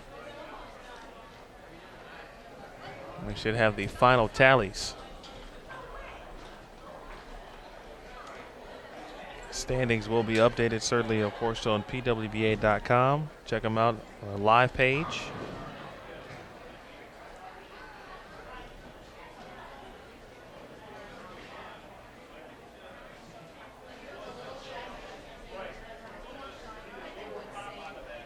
Lanes 1 and 2 finishing up.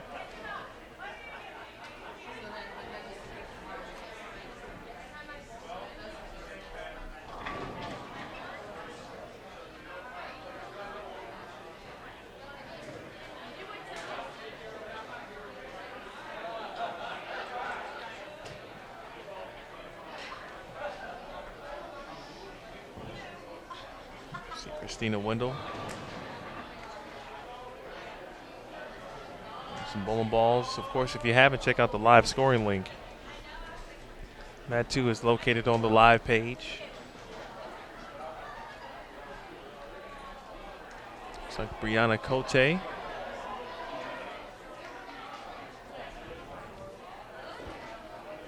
Will be the final participant here, rolling bowling balls in the qualifying round.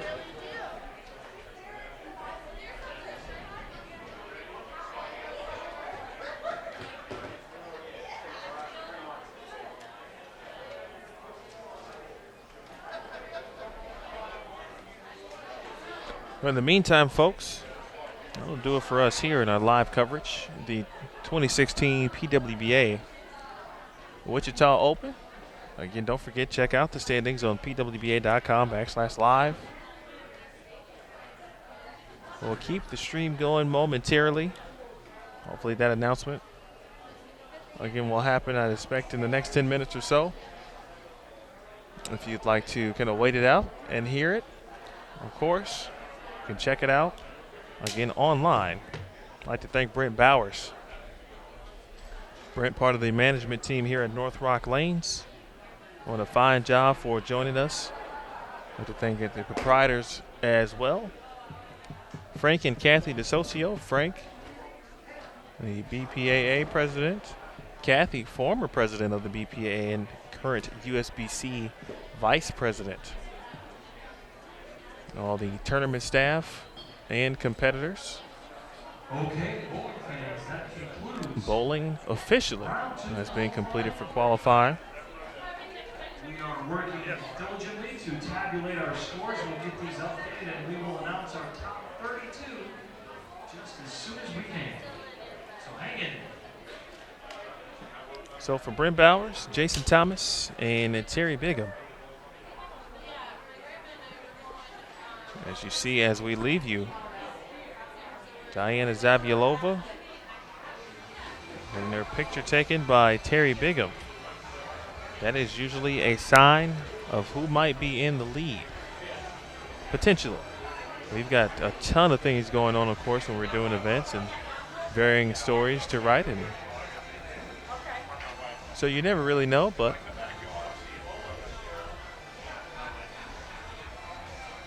looks like DZ3 had the, who was in third?